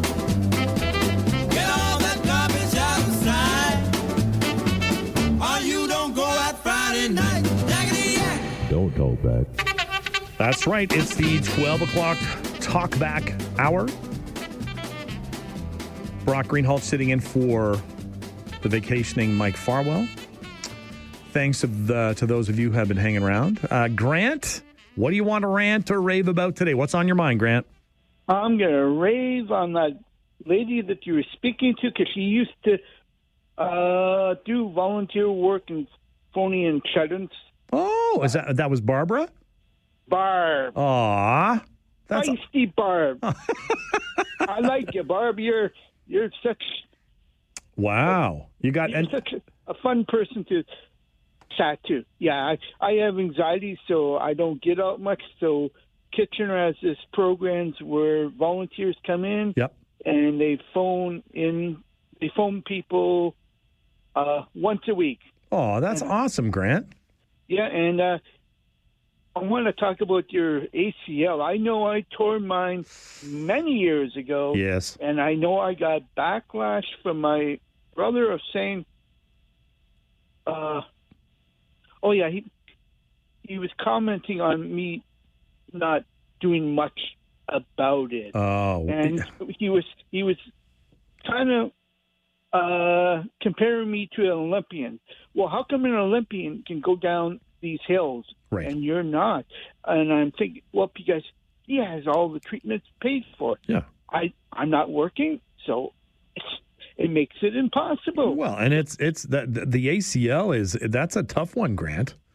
And yeah, so I went into for a lot of physio, and it wasn't a $10. Oh no! I think it was $80 each time. Yeah. It's not cheap, is it? No, and it took time before it kind of felt better. Yeah. And I kind of have to now watch it when I walk. I just can't turn the corner. I hear you. Stop and turn, otherwise my knees twist. Grant, I'm sorry to hear that, and I appreciate the phone call, and thanks for the shout out for Barb. That's awesome. I was going to give you a hard time there, Grant, but I was going to talk about the fact that you probably circled on your calendar January the 15th, 2026. as well as January the 23rd, because that's when your friend Mitch Marner plays against the Leafs. But I didn't say anything. I know it's a sore spot for a lot of people. I remember growing up, when I was younger, one of the things that worked for me was the fact that when I met the young woman who ended up becoming my wife, I knew I had found the woman of my dreams, where she said, Saturday night should be spent watching Hockey Night in Canada. And I was like, I'm in love. But she also, and she always loved the Oilers. She had a sister who was, had nothing positive to say about Don Cherry when she was little, but she had one of those squishy bricks that looked like a brick, and she would throw it at the TV. I think that's going to happen for a lot of people maybe when Mitch skates out there on the ice on the 23rd. Who knows what's going to happen? Ron, what's on your mind today? Oh, not too much, but thanks for answering my call. So, two things. Number one, you asked about cell phones. I can tell you about the cell phone I actually bought that I was really impressed with. Mm-hmm. I just got back from Japan and traveling around there for about 2 weeks, and got back home, and I actually found one of those Japanese cell phones. Okay. The Keitais, as they're pronounced. Right. So this was way before, everyone had the color screens, Mm-hmm. the cheap color screens. This thing had a full color screen. You could actually flip the phone around. So if you want to use the camera, you have the full screen to your usage. Yep. And you can actually take a high-res picture. This camera had the 2-megapixel camera with an optical zoom of 3x. What? Yeah. What? And when would this have been, like year-wise? 2005. Okay. All right. You're going back 20 years. That's amazing technology 20 years ago.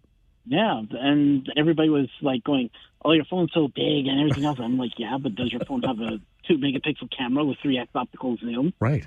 And you're taking some amazing photos.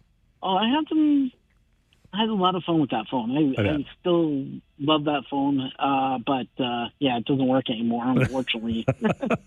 Well, I appreciate the call, Ron, and excuse me, that takes us back in time, though, and you think about the market, what has come and gone, right? Back, what the new thing is to be able to open up your phone and flip it and have it as one big screen, and it's a liquid. Oh my, I don't even understand how they work. Terry, what's on your mind today? Are you going to be at the Panthers game tonight? I was thinking of going. Yes. Hopefully the weather will hold up a little bit. Yeah, it needs to do a little clearing up for me. Well, if I do go, I'll be wearing the Barnstormer ball. Oh, okay. All right, that sounds good. I'm torn. Like I said, Panthers, Barnstormers. I'll cheer for both teams. There you go. Yeah. So maybe I'll see you there. We'll see it. But Grant yesterday called. He was talking about the manager for the Leafs taking Mitch Marner to Tim Hortons. Yeah, he was mad, man. I thought he was going to say the manager would have pointed out to Mitch Marner, look, if you stay in Toronto, the only cup you'll ever win is if you play roll up the rim, and you might win a cup of coffee. It's the only cup you're going to win here. You're opening up a can of worms here, Terry. Well, in Toronto, it's the only cup they're probably realistically will ever win. But Mike is going to have some fun with you on Monday, I think. Oh yeah, I don't bring stuff like that up. I don't mind the Leafs as a team. I just don't like the ownership. You're not alone. You're not alone in that. Let's put it that way. They rub me the wrong way. But anyway, I hope to see you there tonight. And, all right. And have yourself a good afternoon there. Yeah, you too. Thanks for the call, Terry. Much appreciated. Give us a call. This is your chance. This is your chance to rant or rave or just have a yak. What's going on? 519-570-2545, star 570 on your cell, or 1-800-570-5715. Stay with us. We'll take a quick break and we'll be back. You're listening to the Mike Farwell Show on 570 News Radio.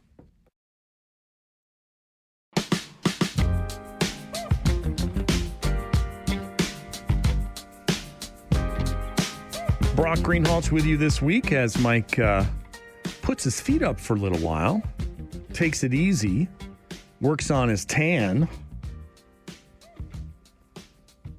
stuffs himself crazy with butter tarts. all those things that you get to do when you're on holidays. Give us a call, 519-570-2545, star 570 on your cell. You can also reach us toll-free, 1-800-570-5715. It is the 12 o'clock Talkback Hour. At just after the 12:30 news today, we will have a chance to talk with Brian Burke. I'll get to talk about a golf tournament that's coming up. And as I said before, I've signed myself up looking for 3 more people so we can have a foursome and go out and win this thing and get our name etched on the trophy and win some fabulous prizes. As I said, though, if you're counting on me, I'm just going to be there for comedy, for comedic relief. Golf, when I was younger, I played quite a bit. But then, kids come along and other responsibilities. And sometimes it's, what it's like, 5-6 hours. And then it's just the way that it goes. So I had to pull back. But now that I'm getting close to the, the top of the crest and I'm looking down the other side, maybe I can get out there and do some more golfing. My wife said that she would come golfing with me if golf courses were only 5 holes long. No. But maybe that's what I can get her to do, is play the first 5 holes and we can go from there. Anyway, that's where we're at. And, again, give us a shout. Let us know what's going on. Tomorrow, we take a quick look at what's going on tomorrow. Krista Strauss, local author, she's going to join us tomorrow. We're also going to speak with Mary Vaccaro. Yesterday, we had a chat with Doug Craig about homelessness in Cambridge. Mary Vaccaro wrote an article, and the title is actually How Women Are Trapped in Years of Homelessness That Often Begin in Their Teens. So it is this circle, right? And they just can't escape the circle. She is connected to the YWCA in Hamilton. She's with McMaster University School of Social Work as well, too. Waterloo Region Sports Entertainment. We're going to have our weekly chat with Shanif as well. That's at 10:30 tomorrow. It's the Friday 4 panel tomorrow as well, too. So we're going to get some friends to come in and weigh in on all the big news items from the week. And then talk back to wrap things up tomorrow as well, too. But again, this is your chance right now. Talk back, right? When Brian Burke gets on, who knows how long he's going to talk for. So you better get in here while you can. Andre, I'm gonna give the floor to you. Andre, what's on your mind today? You're there, Andre. What's up? I want to talk about you, my friend. Oh man, that's the most boring thing to talk about. Go ahead. What are we talking about? Just because that's what I was telling Jen, is that, I was going to call tomorrow, but now since you're only there for 2 days left, I was like, okay, I got to make effort because, you're a really nice guy, and I heard you're retiring in a year and a half. Yes, that's the plan from the teaching end of things, and who knows? I enjoy doing this stuff on the radio. Maybe I'll get a chance to do more of that stuff as well. So I'm not ready to sit in a rocking chair and yell at kids to get off my lawn. So you didn't do your lawn, right? I did the front. I got the front done last night. But then I tell you, man, I got home from the airport. It was just after 7. I hadn't had any supper. I ate supper, and then I was like, I'm just going to bed. And I fell asleep at about 8:15 last night. And it's just the way that it goes, up at 3 o'clock again this morning, though. So bright-eyed and bushy-tailed at 3 in the morning. 3 o'clock. There is a 3 a.m. Who knew? No, there is no time. So that's what's the difference with Farwell. That's why he doesn't work, because everywhere he goes, he got food, he got beer, you know what I mean? Like, but I'm just a little bit worried about you, because now that you said your ACL's out. Yes. And I know I can say that water is very good because you're weightless. Yes. I had mine ACL and ligament torn, and with the kneecap from my injury, and I have to tell you, my friend, that every time now you have to bend down, use something, especially you're probably a bigger guy. Yeah. Because I picked up my daughter's suitor and I ripped it again.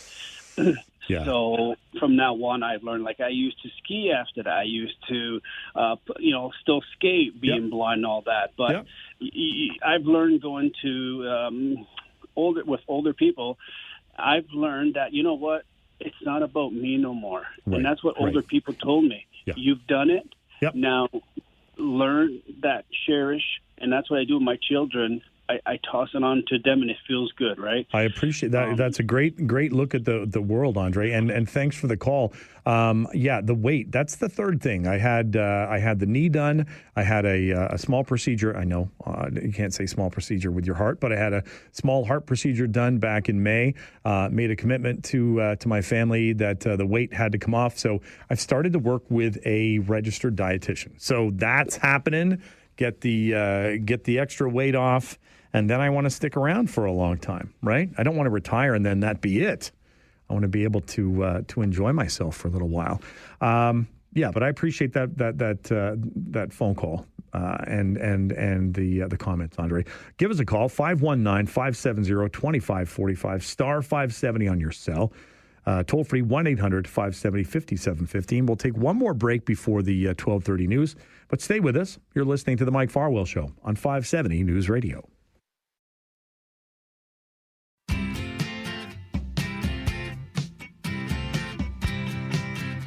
Alex, you've been extremely patient. Thanks for sticking around. What's on your mind today, Alex? Thank you for that. I want to talk about the attempted hijacking at the Vancouver airport. All right, yeah. Like I keep getting bits and pieces of information from there. What do you know? What do we need to know? Well, I think all the details have come out, but the one detail that's already out, which is pretty darn embarrassing, is that they scrambled fighter jets because they didn't know what was going to happen. Mm-hmm. Right? So, but guess whose fighter jets were scrambled? Not ours. Oh, is that right? Americans. Wow. The Americans had to defend the west coast of Canada because ours couldn't do it. I mean, that is embarrassing. Yes. Was it a question of a distance, of geography? What was the holdup there? It doesn't matter. A foreign country, the most right now, a lot of Canadians hate the Americans, right, for whatever reason, and elbows up, all that stuff, and here we go. We didn't have fighter jets to go to Vancouver Airport. Wow, and that is embarrassing. And I guarantee you, it will not become a huge story. Guaranteed it won't. It should be. It should be a massive story. If we're an independent nation, right? Mm-hmm. If we're on the world stage, then that is about as embarrassing as it gets. So, and again, I appreciate the fact that you stuck around for that, Alex. Yeah, as I said, the information comes out. The RCMP weren't going to say anything. They announced this morning, I think, that it was a commercial pilot that they ended up arresting, and there's a lot of layers to this. And that's all true. And the details of who, why, what, where, that's to me, that's irrelevant. Right.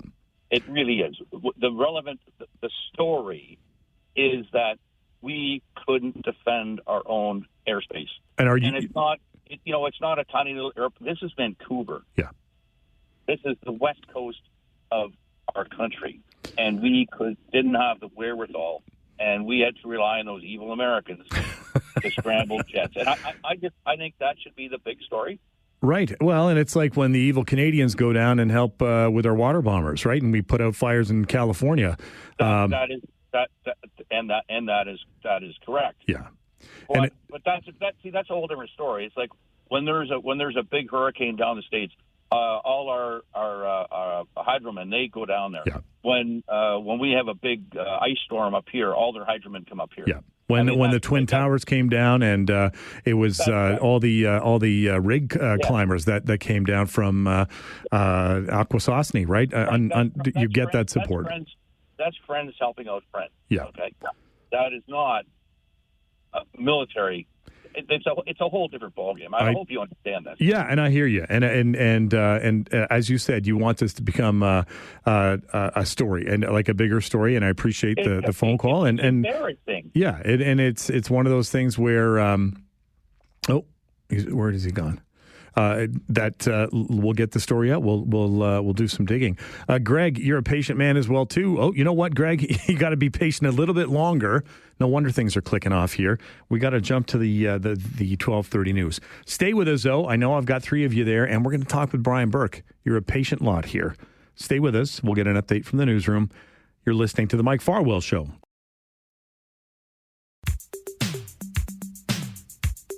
Brock Greenhalgh sitting in for the vacationing Mike Farwell.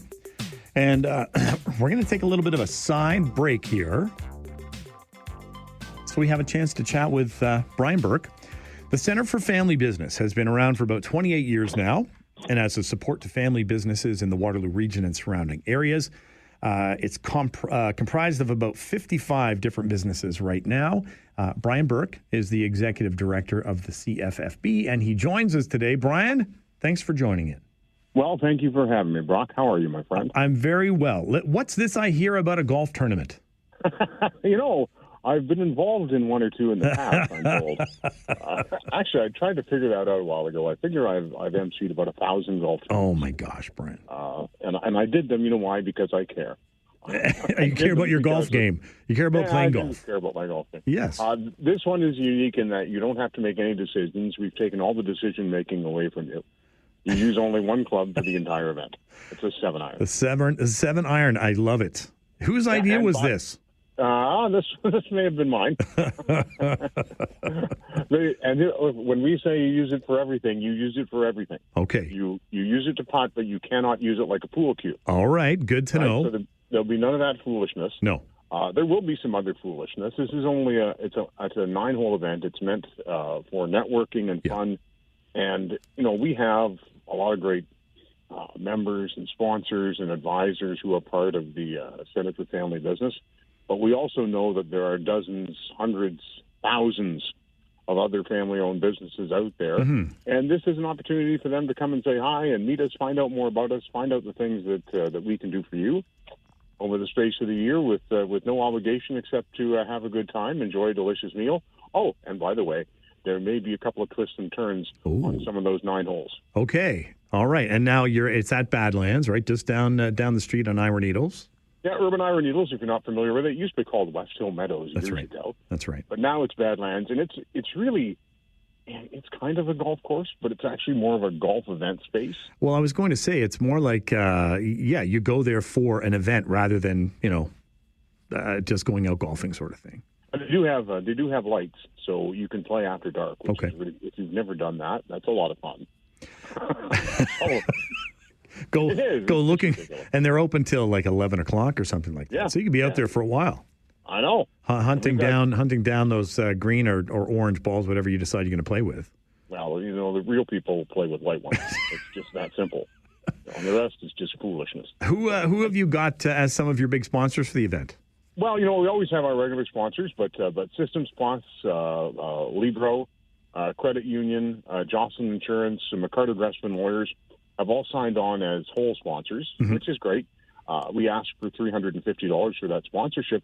But if you do sponsor it, your organization gets a foursome in the event. Well, there you go. It's not, for $350, it's not a bad deal. You get food, you get fun. You might also see a 12-foot high inflatable unicorn. I can't promise that. What? But I've heard that it may, in fact, be out there on one of the greens. That is.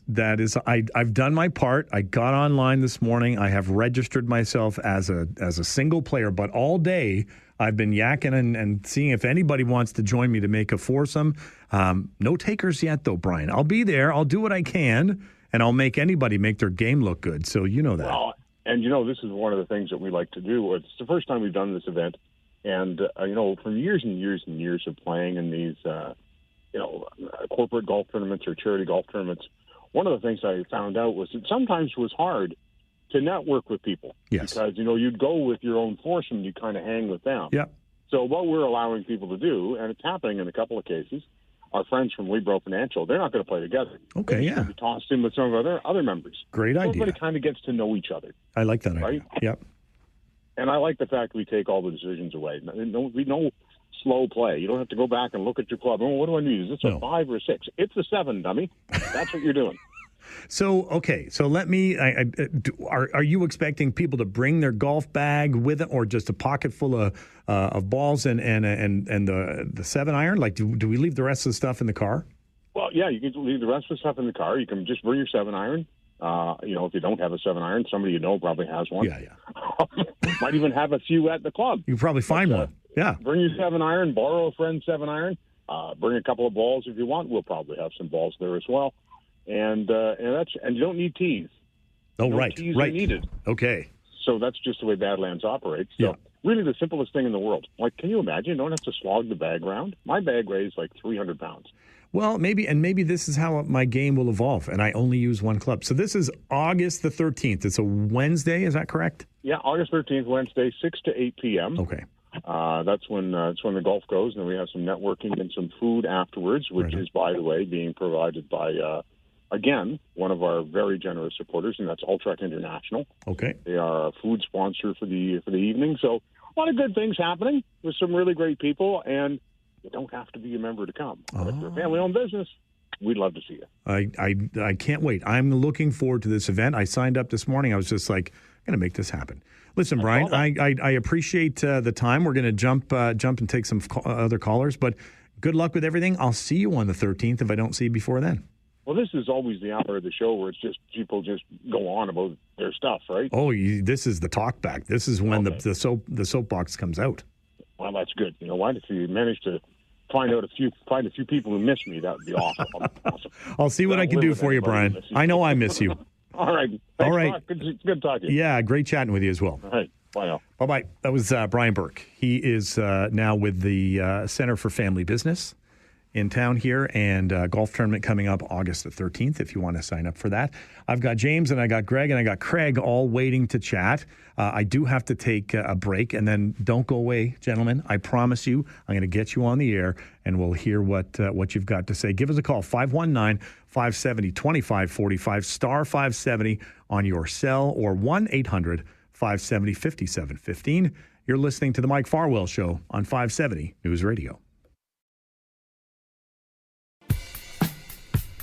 Brock Greenhalgh sitting in for the vacationing Mike Farwell. We just spoke with Brian Burke. Prior to that, we were talking about this incident at Vancouver Airport, and the caller was talking about how it was U.S. jets that were responding.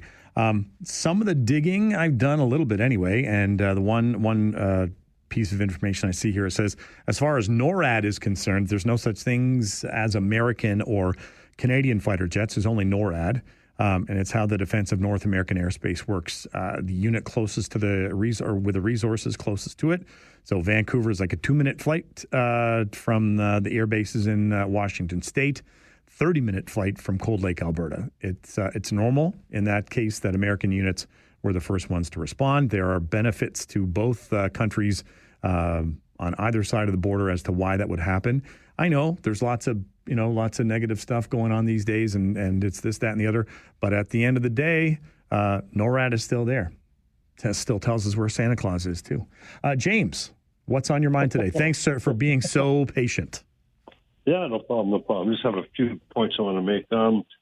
Just one statement. I don't know if anybody else has ever brought this up, but I find when I'm listening online, it drops a lot. Like, I lose connection. Has anybody ever mentioned that to you for when we're trying to listen online? Okay, no, I haven't, but I can pass that on to the powers that be. So you're listening online, and like the whole, you just can't hear anything. Yeah, it just cuts out. It just cuts off, and then I have to, reload it again, and then it works. I'll pass that on to engineering. Thank you. I also find out, like in the morning, so I'm listening in the morning, they have that sports show on in the morning when I'm getting ready to go to the gym, and then if I turn it off, I push pause, and then when I come back, it's still playing the same show, even though it's many hours later. Okay. I'm like, what's going on? Yeah, it's not keeping up with it. Okay. Yeah, we'll look into that. I heard earlier in the week somebody talking about Mike Farwell's holidays. You said he needed time off. Well, I believe he just had 5 days off in Canada today. The man, like a week and a half ago. Well, though, the man goes like stink all the way through May, and come on, he gets a lot of he gets almost how much as holidays as the teachers. Hey, now, Let me put it to you this way. As a teacher, here's what I got to say for you, James. I get 3 weeks of holidays a year as a teacher. 2 at Christmas, 1 at March break. The rest I call months. Thanks, James. Greg, what's on your mind today? Well, actually, I think since the Brian Burke clip is done, that answered most of it because I wanted to hear more about this, and well, I'd be sort of a comedy relief point too. Oh, right on, Greg. But if you want me in your group, I'm in. Okay, man. I will. What we'll do is I'll get your info. Like when we'll get you to maybe call back in, and we won't put you on the air. But if you give your information to Jen, that would be great. Yeah, I can do that. Or Awesome. Are you Facebook friends with Brian? Yes, I am. Okay, I'm on there too, so I'll look for you there, and I'll send you a message, and we'll coordinate that way. I think that's a great idea. Thanks, Greg. It's going to be a lot of fun. As long as you know that, like, I'll be right now. Right now, I can't even hit an iron. I half swing woods in place of it, so I got a few weeks to practice. I'll be right there when you're walking around in the long grass. I'll keep you company. Okay, because I love these tournaments. Yeah. Because you support a cause, and I know how to eat and drink after them. So. All right, man. I'm in. Let's make this happen. Perfect. I'll be in touch. All right. Sounds good. Thanks, Greg. Okay. Bye. And Craig, what's on your mind today? Hey, Brock. So before the last news break, I actually registered, so I will golf with you too. All right on. We got Greg, and we got Craig, and we got Brock. We're going to make this happen. Are you friends with Brian on Facebook? Not Brian, but with Mike. So are you friends with Mike? I'm friends with Mike on Facebook too, so you'll be able to reach me there. Okay, perfect. I will do that. And just the same as the Greg there, I haven't really swung in several years, so it might be a little bit of fun. Well, we might win the most honest golfer team. Exactly. Well, we can do that. Thanks, Craig. I think that's going to be a lot of fun. Okay. All right, we'll talk soon. Okay, bye-bye. All right, take care. Hey, it's coming together. Greg, Craig, Brock. We need a fourth. And you've heard us all. We're all counting on you if we're going to win this tournament with our 7 irons. You still got a chance to call in. We'll take another quick break in a minute or two. But it's coming together. We had a quick chat with Brian Burke and raised some money for the Center for Family Business. 519-570-2545, star 570 on your cell.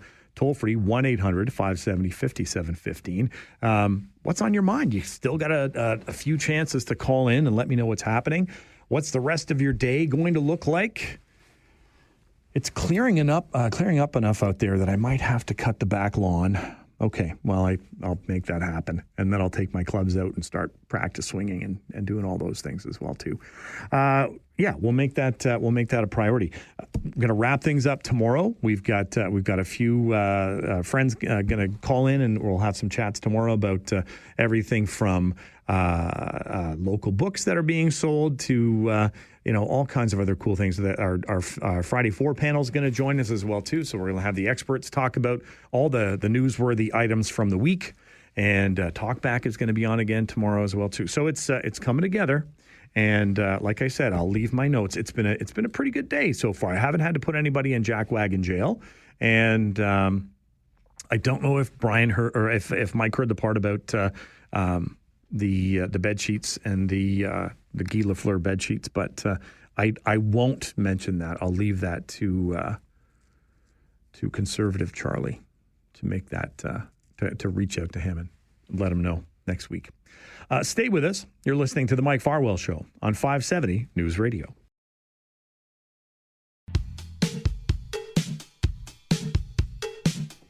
Brock Greenhalgh sitting in for the vacationing Mike Farwell. Were you excited yesterday when the Toronto Maple Leafs announced their schedule for the upcoming season? Regular season starts Wednesday, October the 8th, when the Leafs take on the team from Quebec. They're going to play them at the Scotiabank Arena. Excuse me. They're going to wrap up their season on the road against the Ottawa Senators on April the 15th. And for all you Leafs fans out there, the season won't end on April 15th. Mitch Marner plays against his buddy Austin Matthews January 15th in Las Vegas, and 8 days later, he makes his return. What's that return going to look like? What do you think it's going to look like? How are people going to respond to that? We'll see. Tom, you've been patient. I got a question for you, Tom, because you weren't here for the one part of the discussion earlier today. Okay. When did you receive your first ever cell phone?